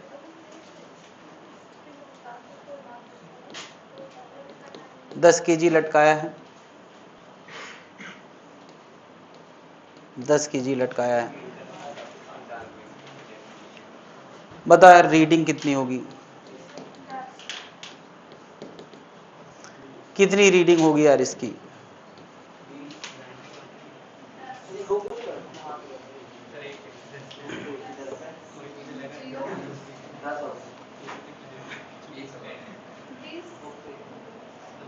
ऑप्शन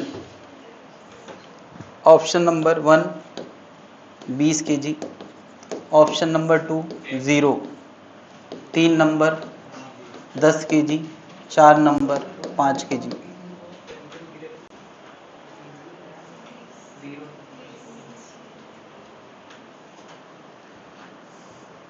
20 kg वाले हाथ उठाएं। 20 kg। 0 वाले हाथ उठाएं। 0।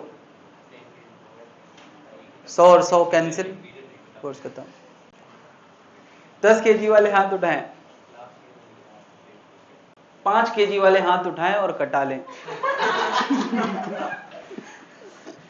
5 kg कैसे हो सकता है भाई, ये तो मतलब हास्यास्पद है। हाँ, 0 का भाव आ सकता है किसी के मन में। अच्छा ये बताओ कि क्या नोट कर रहे हो भाई? हाँ, अरे अब तक नोट कर लेना चाहिए, अभी सुनो ध्यान से। हाँ मुझे बताओ, इस वक्त इस स्प्रिंग बैलेंस में नेट फोर्स कितना है? तो ये भाग क्यों नहीं रहा आगे, रुका क्यों है? क्योंकि टेंशन भी वापस। अरे यार 100 आगे है, तो क्या ये अगर टेंशन नहीं है क्या? तो टेंशन है तो अवे फ्रॉम द बॉडी 100 नहीं लग रहा होगा? बताओ इस पे नेट फोर्स कितना है? 0। लेकिन रीडिंग क्या दिखा रहा है? अच्छा बताओ इस पे नेट फोर्स कितना है, इस स्प्रिंग बैलेंस पे, इस स्प्रिंग बैलेंस पे? 100। देखो 100 क्यों, 100 नीचे 100 ऊपर है, 0 है, फिर ये रीडिंग क्यों दिखा रहा है? तो स्प्रिंग बैलेंस में नेट फोर्स तो हमेशा ही 0 होता है, तो ऐसे तुम कहते हो ये तो हमेशा 0 दिखाएगा, तो बना किस लिए है? क्या हमेशा 0 दिखाएगा? अरे भाई नेट 0 है, लेकिन स्प्रिंग की स्ट्रेचिंग हो रही है एक फोर्स की वजह से, तो मैं कहूंगा जितना इधर है जितना उधर है ये तो हर बार होगा, ये तो हर बार होगा। बस वो एक तरफ कितना लगा है पहले ये पता करो। अगर 100 लगा है तो 10 किलोग्राम दिखाएगा, नहीं 50 लगा होता 5 किलोग्राम दिखाता, तो दोनों तरफ हमेशा बराबर तो होगा ही, जब मैंने कहा उसका कोई मास नहीं है। तो अब ये थोड़ी कि 0 नेट फोर्स से तय हो रहा है स्प्रिंग का खिंचाव। क्या स्प्रिंग का खिंचाव नेट फोर्स से तय हो रहा है? स्प्रिंग का खिंचाव एक तरफ के फोर्स से तय हो रहा है, जितना इधर उतना इधर। बताया यहां भी 100 यहां भी 100 है, तब भी 10 दिखा रहा है। यहां 100 है, यहां कितना है? 100 है। यहां 100 है, यहां कितना है? 100 है। तो बताओ इस अरेंजमेंट इस अरेंजमेंट में कोई अंतर है क्या? बल्कि इस अरेंजमेंट में कोई अंतर है क्या? तो रीडिंग कैसे बदल जाएगी? ब्लॉक दे रहा है उसमें, वो एक दीवार से लटका बस मैंने लगाया खरीद के लाया 10 किलोग्राम, लटका दिया।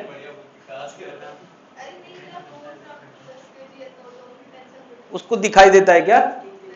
क्या इसकी आंखें लगी है क्या? तो यही सब जगह दीवार छोड़ो भाई यहां बताओ 100 न्यूटन इधर है और इधर टेंशन कितना है? 100 न्यूटन है। नहीं, जब 100 दोनों तरफ था तब 10 दिखा रहा था, तो अभी भी तो 100 दोनों तरफ है, तो क्या दिखाएगा? 10 दिखाएगा। भाई वो क्यों भेदभाव, उसकी आंखें थोड़ी, आंखें हम लोगों की हैं, इस चक्कर में हम लोग 20 किलोग्राम टिक कर देते हैं। इसका आंसर क्या आएगा? 10 किलोग्राम सही आंसर है। और राइटर को पता है कि तुम्हारी आंखें हैं, इसलिए वो यहां पे 10 किलोग्राम लटकाएगा और तुमको बिल्कुल यस इसका आंसर होगा 10 किलोग्राम। अभी क्या तुम लोग बदलने की भी उम्मीद करते हो? क्या आखिरी में सर बदलाएंगे कि नहीं ये सब गलत था, कुछ और आंसर? ये मैं कब कर रहा हूं यार, अभी सारे राज खोल दिए मैंने, अब क्या बचा? अभी भी कुछ लोग उम्मीद है कि शायद मेरा आंसर किसी तरीके से सही हो जाए। ये कोई थ्रिलर मूवी थोड़ी चल रही कि आखिर वक्त पे कैरेक्टर बदल गया, खूनी वो निकला जिसपे किसी को डाउट नहीं था।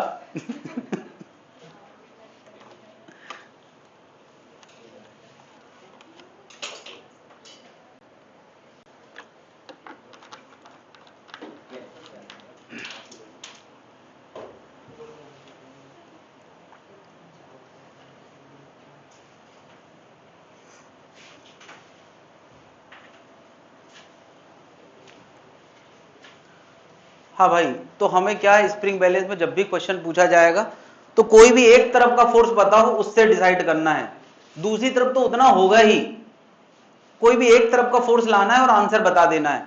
क्योंकि नॉन आइडियल स्प्रिंग की बातें नहीं करेंगे, और आइडियल स्प्रिंग में यही कहानी कि दोनों तरफ फोर्स हमेशा कैसा होगा? एक जैसा होगा। क्या इतनी बात जनता को समझ में आ गई है या कुछ और बोला जाए? इतनी बात समझ में आ गई है? ठीक।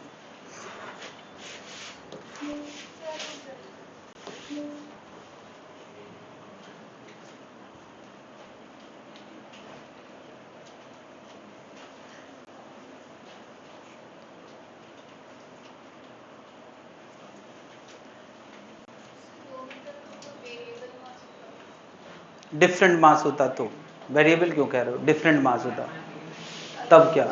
बिल्कुल ऐसी ख्याल दिमाग में आता जरूर है। ये क्लियर है भाई? थोड़ा आगे बढ़ सकते हैं। नोट कर लिया है? सोचो,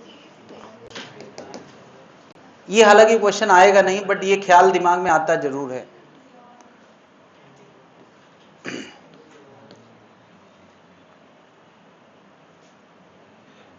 मैंने इस स्प्रिंग में यहां 20 किलोग्राम लटका रखा है और यहां कितना लटका रखा है?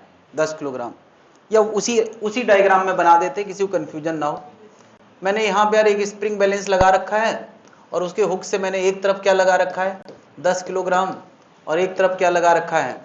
20 किलोग्राम। यही क्वेश्चन था ना तुम्हारा? अब क्या? अब तो कहानी बदल गई। अब तुम कहोगे सर यहां का टेंशन 100 है और यहां का, तो यही गलत बोल रहे हो तुम लोग। जैसे तुम ये कहते हो यहां का 100 है, यहां का 200, तो पता है तुम क्या मान के चल रहे हो? कि ये रुका है। क्या बताओ, न्यूटन का फर्स्ट लॉ तो तब लगता है जब एक्सेलेरेशन 0 हो। तो तुम क्या इसका 100 क्यों बोल दोगे भाई? क्योंकि आदत है सर 10g मतलब 100। अरे 10g मतलब 100 केवल तब हो सकता है जब इसका एक्सेलेरेशन क्या हो? पिछले वाले डिस्कशन में दोनों तरफ ड्राइविंग फोर्स सेम था, तो वो रुका रहेगा। लेकिन क्या इसमें 10g का ड्राइविंग फोर्स है, इसमें 20g का? तो क्या हम कह सकते हैं ये नीचे एक्सेलेरेट करेगा और ये ऊपर एक्सेलेरेट करेगा? नहीं।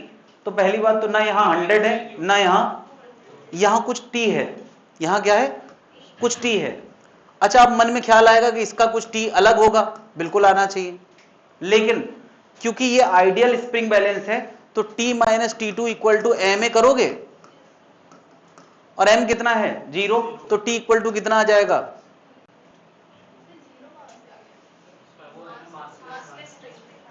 हम लोग जितना भी पढ़ रहे हैं वो हमेशा आइडियल स्प्रिंग के बारे में, मासलेस स्प्रिंग के बारे में पढ़ रहे हैं। मास वाली स्प्रिंग को डील करना सीखना ही नहीं है। तो बताओ t बराबर क्या आ गया? अब मान लिया t और T2 किसी तरह से हम ला पाए। मान लिया T2 60 न्यूटन आ गया, 60 तो नहीं आएगा, 100 और 200 के बीच में आएगा। मान लिया 130 न्यूटन आ गया, तो बताओ ये कितनी रीडिंग दिखाएगा? 13 kg। That's it. यानी मुद्दा है टी लाना। दोनों तरफ का टी अब भी सेम है, टी अब भी सेम है, मुद्दा है टी लाना। तो पता है इसका टी तुम ला चुके हो एक बार। Yes, 2m1 m2 g upon m1 plus m2, यानी 2 into 10 into 20 upon 10 plus 20 into G. तो ये पता है कितना आ गया? 40 डिवाइड बाई 3, यानी ये कुछ आ गया 13.33 kg जी। यानी ये कितना दिखाएगा? 13.3 kg दिखाएगा। क्या बात समझ में आ गई है? सिंपल सी बात है कि टी दोनों तरफ एक जैसा आएगा और जो आएगा उसमें जी से डिवाइड कर दो। तो इतना आया है, जी से डिवाइड कर दो, वही मास दिखाएगा। कितना दिखाएगा? 13.3। क्या बात समझ में आ गई है? ये नहीं पूछा जाएगा।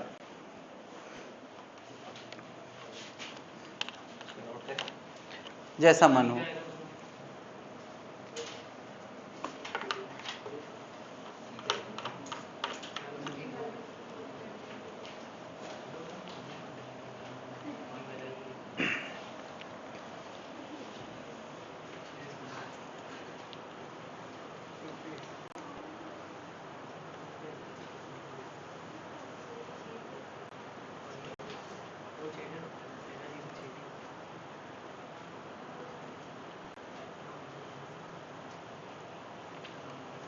हटा दे भाई।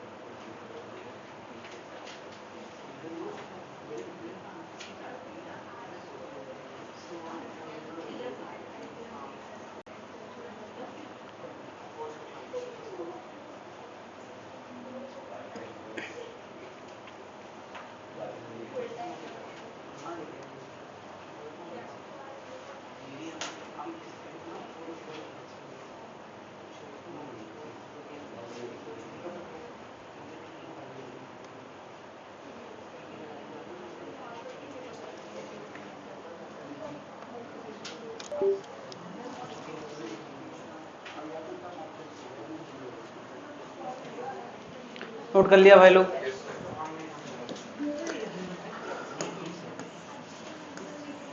एक स्प्रिंग अभी कैसी है? रिलैक्स्ड है। इस स्प्रिंग में एक ब्लॉक लटकाया गया है, लगाया गया है स्मूथ सरफेस पे, और एक एजेंट ने इसको खींचना शुरू किया। क्या एजेंट जैसे जैसे खींचना शुरू करेगा तो स्प्रिंग की स्ट्रेचिंग स्टार्ट हो जाएगी। एक कांस्टेंट फोर्स से इसने स्ट्रेचिंग शुरू किया है, कांस्टेंट फोर्स से स्ट्रेचिंग जैसे जैसे स्टार्ट होगी तो क्या स्प्रिंग फोर्स पीछे लगाएगा अपनी स्ट्रेचिंग के आधार पे। मान लिया इस समय ये स्प्रिंग x खिसकी है तो कितना फोर्स लगाएगी? kx। और एजेंट का फोर्स कैसा है? फिक्स है। तो कौन ज्यादा होगा, एजेंट का या kx? एजेंट का अभी ज्यादा है ऐसा मान लेते हैं भाई। शुरू में तो स्प्रिंग थोड़ा ही बहुत लगाएगी, लेकिन इसका भी समय आएगा। जैसे जैसे इसकी स्ट्रेचिंग बढ़ती जाएगी, क्या एक समय आएगा जब एजेंट का फोर्स और स्प्रिंग का फोर्स बराबर हो जाएगा। मैं कह रहा हूं इस समय स्प्रिंग जो फोर्स लगा रही है वो और एजेंट जो लगा रहा है वो सेम है। ऐसी सिचुएशन को बोलते हैं इक्विलिब्रियम पोजीशन। इक्विलिब्रियम का मतलब हमेशा होता है नेट फोर्स जीरो हो। क्या जीरो हो? नेट फोर्स जीरो हो। और नेट जीरो है इसका मतलब इस समय F और kx इक्वल है, और क्योंकि खास है तो मैं x इक्विलिब्रियम लिख देता हूं। इस समय की स्ट्रेचिंग कुछ खास है जिसका नाम मैंने x इक्विलिब्रियम लिखा है। तो क्या वो x इक्विलिब्रियम तुम निकाल सकते हो? कितना होगा? F/k। यानी इस वक्त जब x इक्विलिब्रियम F/k होगा तब आगे वाला और पीछे वाला इक्वल हो जाएगा, और इस समय एक्सेलेरेशन क्या होगा? जीरो। इससे पहले एक्सेलेरेशन होगा कि नहीं? किस तरफ यार? इससे पहले एक्सेलेरेशन राइट था, यहां एक्सेलेरेशन जीरो था, और यहां एक्सेलेरेशन फिर से क्या हो गया है? तो क्या अब बॉडी आगे जाएगी? पहले तो मैं क्लियर कर दूं, एक्सेलेरेशन जीरो होने का मतलब मोशन जीरो नहीं होता है। मुझे बताओ, एक्सेलेरेशन यहां आगे है, एक्सेलेरेशन यहां आगे है, इसका मतलब क्या है? एक्सेलेरेशन आगे का मतलब होता है इसकी वेलोसिटी लगातार, तो यहां रेस्ट पे था, यहां इसकी वेलोसिटी बढ़ी और बढ़ी और यहां बहुत हो गई। अरे भाई लगातार यहां से पहले एक्सेलेरेट कर रही थी बॉडी, तो क्या यहां वेलोसिटी इस समय सबसे ज्यादा होगी? तो ये बात समझने की यार, velocity will be maximum at equilibrium. ये बात किसी को हजम नहीं होती है आमतौर पे, लेकिन तुम्हें किसी तरह से हजम करना है कि सबसे ज्यादा वेलोसिटी मीन पे ही होगी। क्यों? क्योंकि इससे पहले का ट्रैक रिकॉर्ड है कि लगातार वेलोसिटी बढ़ रही थी।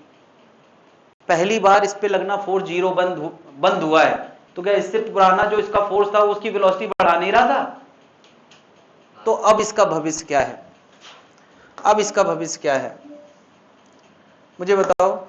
अब ये ब्लॉक और आगे जाएगा, स्प्रिंग में खिंचाव और ज्यादा होगा। अब स्प्रिंग का फोर्स कहां लगेगा? अब स्प्रिंग का फोर्स कहां लगेगा? पीछे, जो इस वाले फोर्स से भी ज्यादा है, और एजेंट का फोर्स तो शुरू से आखिरी तक एक ही जैसा था। यानी अब इस लड़ाई में कौन ज्यादा फोर्स लगा रहा है? स्प्रिंग। यानी अब एक्सेलेरेशन कहां होगा? अब पहली बार एक्सेलेरेशन कहां आने वाला है?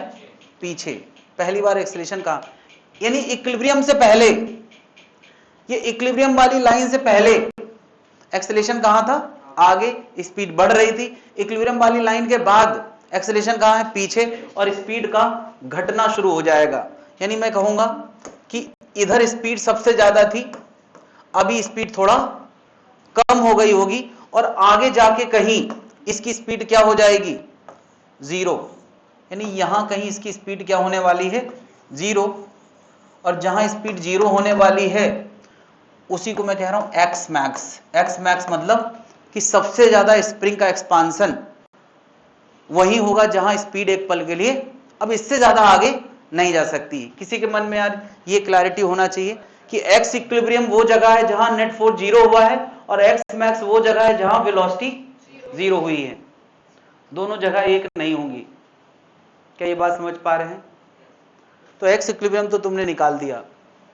अगला मुद्दा होगा एक्स मैक्स क्या होगा, क्या होगा, एक्स मैक्स क्या होगा। चलो यार मैं क्वेश्चन को कुछ स्टेप में बदलने वाला हूं। तुमने एक्स इक्विलिब्रियम बना दिया, तो चलो यार पहला क्वेश्चन है एक्स इक्विलिब्रियम बताओ, वो हो गया है एक्स इक्विलिब्रियम। दूसरा क्वेश्चन है acceleration A as a function of X. तीसरा क्वेश्चन है v as a function of x। चौथा क्वेश्चन है फाइंड x मैक्स। ये 4 क्वेश्चन के जवाब मन में उठना चाहिए और सीधे सीधे जवाब भी पता होंगे तो चलेगा, लेकिन क्योंकि मैं सब कुछ कनेक्टेड पढ़ा रहा हूं तो सारे बातों के एक्सप्रेशन एक बार दे देता हूं। तो यार x इक्विलिब्रियम निकालना तो सबको आ ही गया, ठीक है। अगली अब इसके स्टेप जरा देखें। पहला क्वेश्चन है एक x इक्विलिब्रियम आ गया, acceleration as a function of x बताओ। मतलब जैसे जैसे खिंचाव बढ़ रहा है वैसे वैसे इसका एक्सेलरेशन क्या होगा। तो तुम इसकी एफबीडी बनाओगे, f आगे है kx पीछे है, ये कॉस डायग्राम हो गया और एक्सेलरेशन आगे इक्वेशन बनेगी f minus kx equal to क्या ma। तो आ गया यार दूसरा। तीसरा क्वेश्चन दूसरा क्वेश्चन a कितना आ गया f by M minus k by M into क्या, ये acceleration as a function of x आ गया, acceleration as a function of x आ गया। तो v as a function of x क्या आएगा, यस। अब याद करो काइनेमेटिक्स में ऐसी सिचुएशन में हम क्या करते थे, a को क्या लिख देते थे v dv बाई dx, है ना, और फिर dx कहां चला जाता था, dx उधर, तो ये बन जाएगा v dv, ये आएगा f by M into D X और ये आएगा k by M into D X, और फिर दोनों तरफ क्या कर देंगे इंटीग्रेशन, जो जो बाहर निकालना है बाहर आ जाएगा।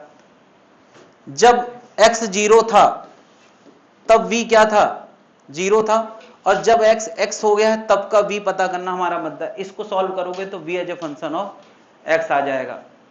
यार a as a function of x पता हो तो v as a function of x kinematics में हमने कितनी ऐसी प्रैक्टिस करी है, तो एक बार और सही। ये आंसर क्या आता है मैं तुम्हारी मदद कर देता हूं।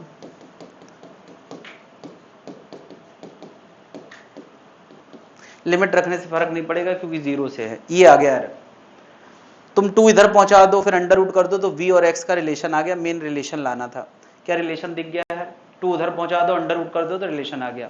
अगला क्वेश्चन पूछा है x मैक्स बताओ।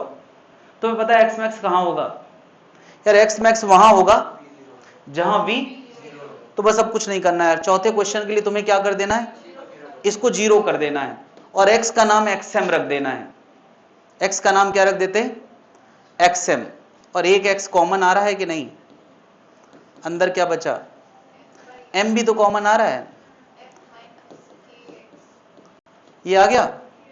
और जब तुम इसको 0 करोगे तो तुम क्या पाओगे, f बराबर क्या आ गया kxm बाई 2, तो xm कितना आ गया 2f बाई k। ये आंसर बड़ा फेमस है यार, ये आंसर बड़ा याद रखने लायक है। एक्स इक्विलिब्रियम कितना आया था और ये उसका डबल है, तो नीचे लिख देना double of X equilibrium. X max equal to क्या है, एक्स मैक्स इक्वल टू है डबल ऑफ एक्स इक्विलिब्रियम। ऐसे याद रखोगे तो ज्यादा बढ़िया रहेगा क्योंकि ये प्रोसेस हर बार हम नहीं करेंगे।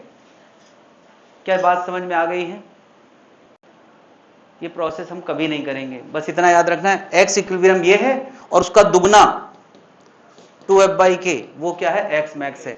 यानी कुल मिला के इक्विलिब्रियम जाने तक जितना बॉडी चली है इक्विलिब्रियम के बाद रुकने तक भी उतना ही चली है। यानी इधर के इधर का सीन जितना था इधर के बाद रुकने तक का सीन भी उतना ही है।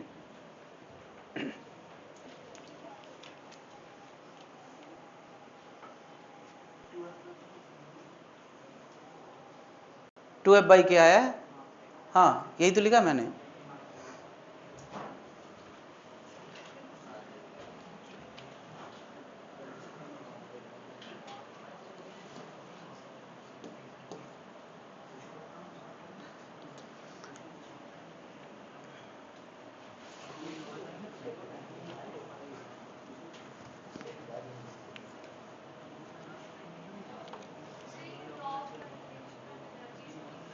निकाल सकते हैं, तो अभी पढ़ा कहाँ है, उससे भी आएगा, यही आएगा। लेकिन अभी हम लॉज ऑफ मोशन पढ़ रहे हैं तो उसको भी ढंग से समझ लें।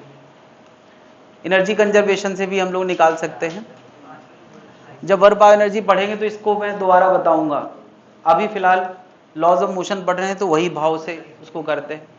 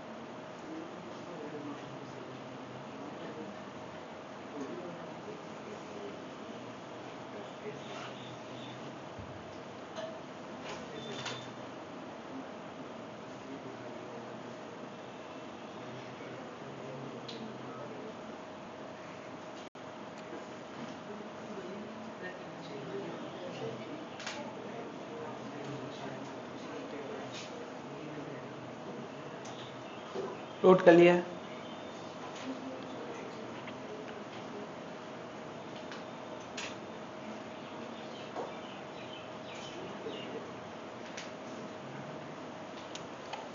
तो ये रिजल्ट केवल इंपॉर्टेंट है। ये कहानी इसलिए मैं बता रहा हूं कि इस कहानी से तुम गुजर चुके हो। ये कोई पहली नई कहानी नहीं, नई कहानी होती तो मैं इसको स्किप कर देता। क्या हम लोग v as a function of x की बातें काइनेमेटिक्स में कर चुके हैं? और ऐसी सिचुएशन कभी भी आ सकती, तुम्हें a दे दिया जाए और b पूछा जाए, है ना? तो जहां यार रेगुलर चीजें हैं वहां कंटिन्यूटी बनाने में ज्यादा सही रहेगा। कंटिन्यूटी में पढ़ने में कहीं ना कहीं ज्यादा कॉन्फिडेंस रहता है। ये हटा दे भाई।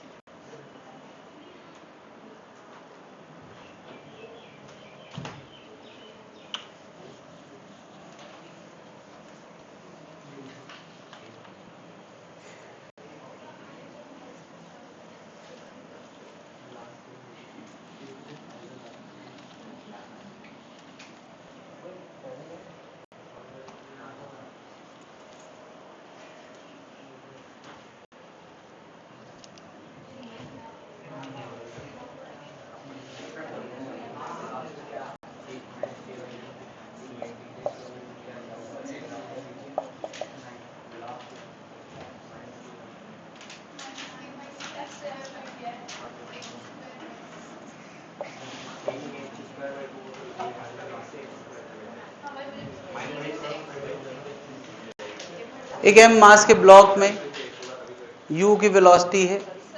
हाँ, आपने वो x से x इंटीग्रेट किया है? Minus T by F. ये जीरो से x होगा ना। हाँ यहाँ x है, तभी तो x² 2 आया है। हाँ यहाँ x रह गया भाई, लिख लो। लोअर लिमिट जीरो रहेगी ना। 0 से x, 0 से x, x बराबर 0 से x तक इंटीग्रेट किया। हाँ भाई इधर ध्यान दे जरा। m का मास है, u की वेलोसिटी है, v लाना है, बताओ क्या करोगे?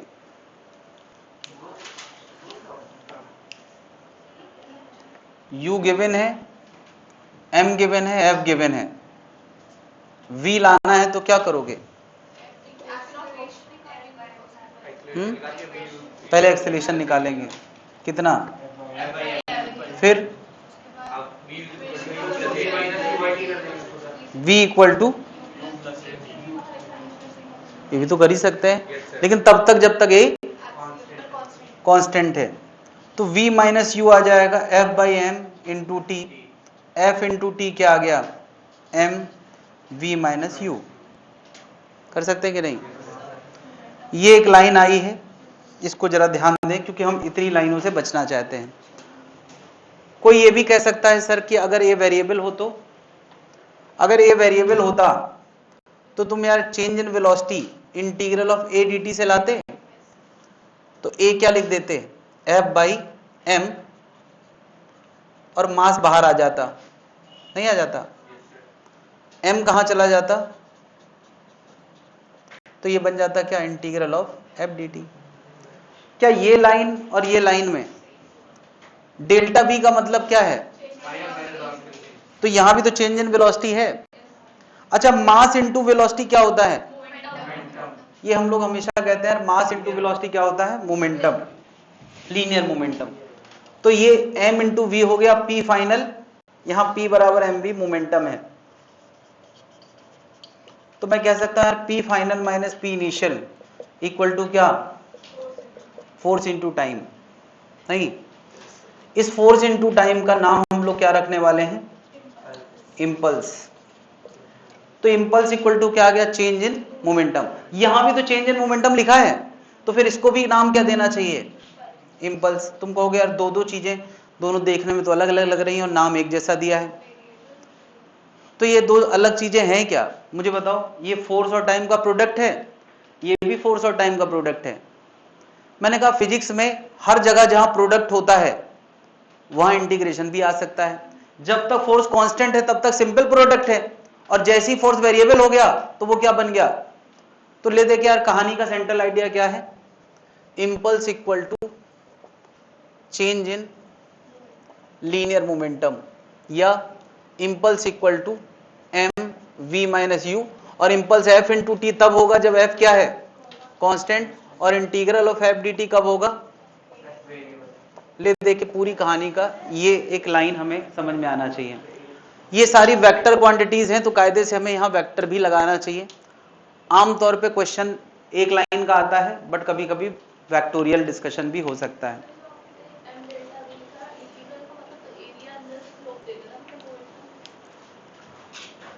ये ना, इसका मतलब और क्या है? Area of F T graph. Area of F T graph क्या देगा? इंपल्स देगा, और इंपल्स क्या होता है? Change in momentum. तो चेंज इन मोमेंटम भी देगा और इंपल्स भी देगा, बिल्कुल। इसको हम area of F T graph भी कह सकते हैं, area of F T graph बिल्कुल कह सकते हैं। तो यार ये मैं तुम्हें बताना चाह रहा हूं कि यार ये काइनेमेटिक्स और लॉज ऑफ मोशन को मर्ज करके बनाई हुई एक इक्वेशन है जिसको हम सीधे यूज करना चाहते हैं। तो ले देखिए पूरी कहानी का सेंट्रल आइडिया ये निकला है, यानी अब भविष्य में हम वी लाने के लिए एक नया स्टेप बना दिए हैं। कुछ टाइम बाद वी लाना हो तो इसका यूज कर सकते हैं। कैसी सिचुएशंस?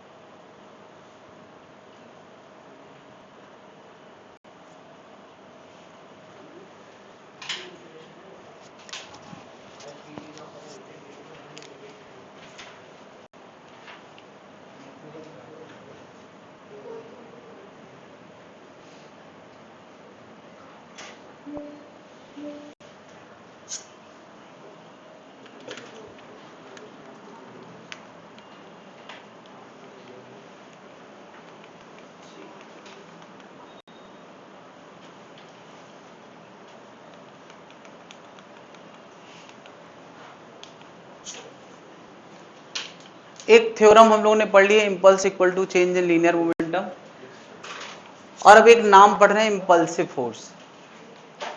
अक्सर लोगों के दिमाग में एक फैक्ट ऐसा बैठ जाता है कि इंपल्स मतलब इंपल्सिव फोर्स, दो अलग अलग चीजें हैं। इंपल्स फोर्स और टाइम के प्रोडक्ट को भी बोलते हैं और इंटीग्रल ऑफ एबिलिटी को भी बोलते हैं। इंपल्सिव फोर्स एक खास तरह के फोर्स का नाम है जो अचानक से लगता है, एक खास तरह के बिहेवियर वाला फोर्स। जैसे अगर हम किसी को हम लोग अब तक बहुत आइडियलाइज्ड बातें कर रहे थे कि यार कि हमने किसी बॉडी पे 10 न्यूटन का फोर्स लगाया। क्या प्रैक्टिकली कोई किसी बॉडी पे अचानक से 10 न्यूटन का फोर्स लगा ही नहीं सकता? लगा सकता है क्या?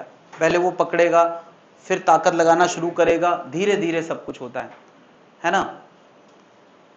कोई भी चीज अचानक से मैक्सिमम मैग्नीट्यूड पे आ सकती है क्या? उसकी शुरुआत होगी, धीरे धीरे बढ़ेगा, फिर अपने पीक पे आएगा, और एकदम से कोई चीज खत्म भी नहीं हो सकती। धीरे धीरे वो हाथ हटाएगा तो फोर्स जीरो हो जाएगा। कभी भी फोर्स लगता है तो इस बिहेवियर का लगता है नहीं, चाहे वो धीरे धीरे किया गया काम हो, चाहे वो सडन किया गया काम हो, हर फोर्स का बिहेवियर ऐसा ही होता है नहीं। लेकिन अगर वो काम बहुत सडन हुआ है, जैसे हमने किसी ब्लॉक पे हथौड़ा मार दिया, तो उसका नाम होता है इंपल्सिव फोर्स। और चाहे वो हथौड़े का फोर्स हो, चाहे वो धीरे धीरे लगाने में, नेचर यही होता है नहीं। क्या वो फोर्स जीरो था, टाइम के साथ साथ जैसे ही हथौड़ा पहली बार टच में आया, फिर हथौड़े का एक टक्कर का पीक आएगा और फिर टक्कर धीरे धीरे हटेगी। तुमने कभी देखा हो यार, सलमान खान जब मुक्का मारता है किसी विलन को, तो कभी कभी स्लो मोशन में डायरेक्टर उसको दिखाता है कैसे यार मुक्का पड़ा, फिर गाल का डिफॉर्मेशन हुआ, फिर पीक आया, फिर धीरे धीरे छूटा, होता है कि नहीं? ऐसे दिखाता है। तो वो यही दिखाने की कोशिश कर रहा है कि ये इंपल्सिव फोर्स लगा है। बात में सलमान खान कैसा फोर्स लगाता है? Impulsive force. उसके फोर्स का बिहेवियर ऐसा होता है। तो वो कांस्टेंट फोर्स लगाता है कि वेरिएबल? तो हकीकत में देखा जाए तो कांस्टेंट फोर्स जैसी कोई चीज हमने अपनी मन से बना ली है नहीं, बना ली, लेकिन उसके कांस्टेंट आने तक की भी तो एक कहानी है भाई। बढ़ा फिर कांस्टेंट रखा जा सकता है, फिर घटाया जा सकता है। लेकिन हम लोग आमतौर पे ग्राफ के बढ़ने की स्टोरी, फिर मेंटेन होने की स्टोरी और घटने की स्टोरी में केवल मेंटेन होने की स्टोरी पे बात करते हैं नहीं। और जब मैं एकदम झटके वाला फोर्स कहता हूं तो उसमें मेंटेन हुआ ही नहीं। मतलब अगर कोई प्रैक्टिकल फोर्स की बात करें तो उसका बिहेवियर क्या होता है? बढ़ा, मैक्सिमम पे आया, फिर कांस्टेंट रहा, और फिर जब घटना होगा तो घट गया। हम लोग हमेशा इस रीजन में बात करते हैं कि वो कांस्टेंट बना रहा। क्या ऐसा संभव है क्या? नहीं, जीरो से। लेकिन हाँ ठीक है, क्वेश्चन पूछने के लिए ये भी सही है, बल्कि ऐसे क्वेश्चन पूछते तो हम कब तक हैंडल करते। लेकिन जब कोई सडन फोर्स होगा तो बस वो पीक पे जाएगा और तुरंत घट जाएगा। भाई मुक्का पड़ा और तुरंत हट गया, मुक्का लगा थोड़ी रहेगा। बात समझ रहे? तो ये इंपल्सिव फोर्स का ग्राफ है ना। तो अगर लार्ज फोर्स बहुत कम समय के लिए लगता है, आमतौर पे ये टी नॉट क्या होगा? बहुत स्मॉल होगा, और ये जो इसकी टॉप वैल्यू है एफ मैक्स, ये बहुत लार्ज होगा। अगर ऐसा है तो हम उसको कैसा बोलते हैं? इंपल्सिव फोर्स, है ना। अब कोई पूछे यार इंपल्सिव फोर्स ने कितनी वेलोसिटी बदली किसी ऑब्जेक्ट की? मान लिया ऐसा कोई m मास के ऑब्जेक्ट पे एक बड़ा सा हथौड़ा लाके हमने अचानक से हिट कर दिया इस नेचर का, तो बता यार इसकी वेलोसिटी u थी और बाद में v हो गई, तो क्या m into V minus U लाना है तो उसको तुम किसके बराबर लिखोगे? Integral of F D T के। ये हम कह सकते हैं यार area of F T graph. तो area of F T graph मतलब यही ना। क्या ये एरिया जितना बड़ा होगा मतलब इंपैक्ट भी उतना तगड़ा है, मोमेंटम का चेंज भी उतना ज्यादा होगा। क्या बात समझ रहा है? क्या इसी चीज को integral of F D T कहते हैं? तो और उसी का मतलब क्या है? तो ये जो इंपल्स है वो दो तरीके से बढ़ सकता है, या तो एफ ज्यादा हो या तो कांटेक्ट टाइम ज्यादा हो। कांटेक्ट टाइम ज्यादा होगा तो भी एरिया ज्यादा होगा, एफ ज्यादा होगा तो भी, यानी दो तरीकों से मोमेंटम में बदलाव ज्यादा किया जा सकता है। या तो कांटेक्ट समय ज्यादा हो तो मोमेंटम में बदलाव ज्यादा होगा, या तो मुक्का बहुत तेज मारो तो मोमेंटम में ज्यादा बदलाव होगा। क्या बात समझ में आ रही है? ठीक है, कुछ नोट करना चाहेंगे?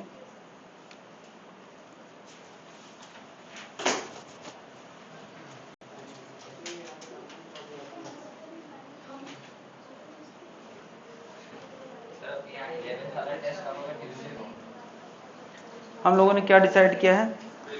ट्यूसडे। वैसे एक बात मुझे लग रही है कि अगली क्लास में सैटरडे में टॉपिक जल्दी खत्म हो जाएगा। अब ट्यूसडे ही डिसाइड हो गया। ठीक, सैटरडे को अभी टॉपिक भी बाकी है ना। अभी तो हम लोगों को वेरिएबल मास पढ़ना है। वेरिएबल मास पढ़ने के बाद इम्पल्स भी तो पढ़ना ही है। इसके क्वेश्चंस तो रह ही गए ना अभी, तो इसके क्वेश्चंस भी कराएंगे अगली क्लास में।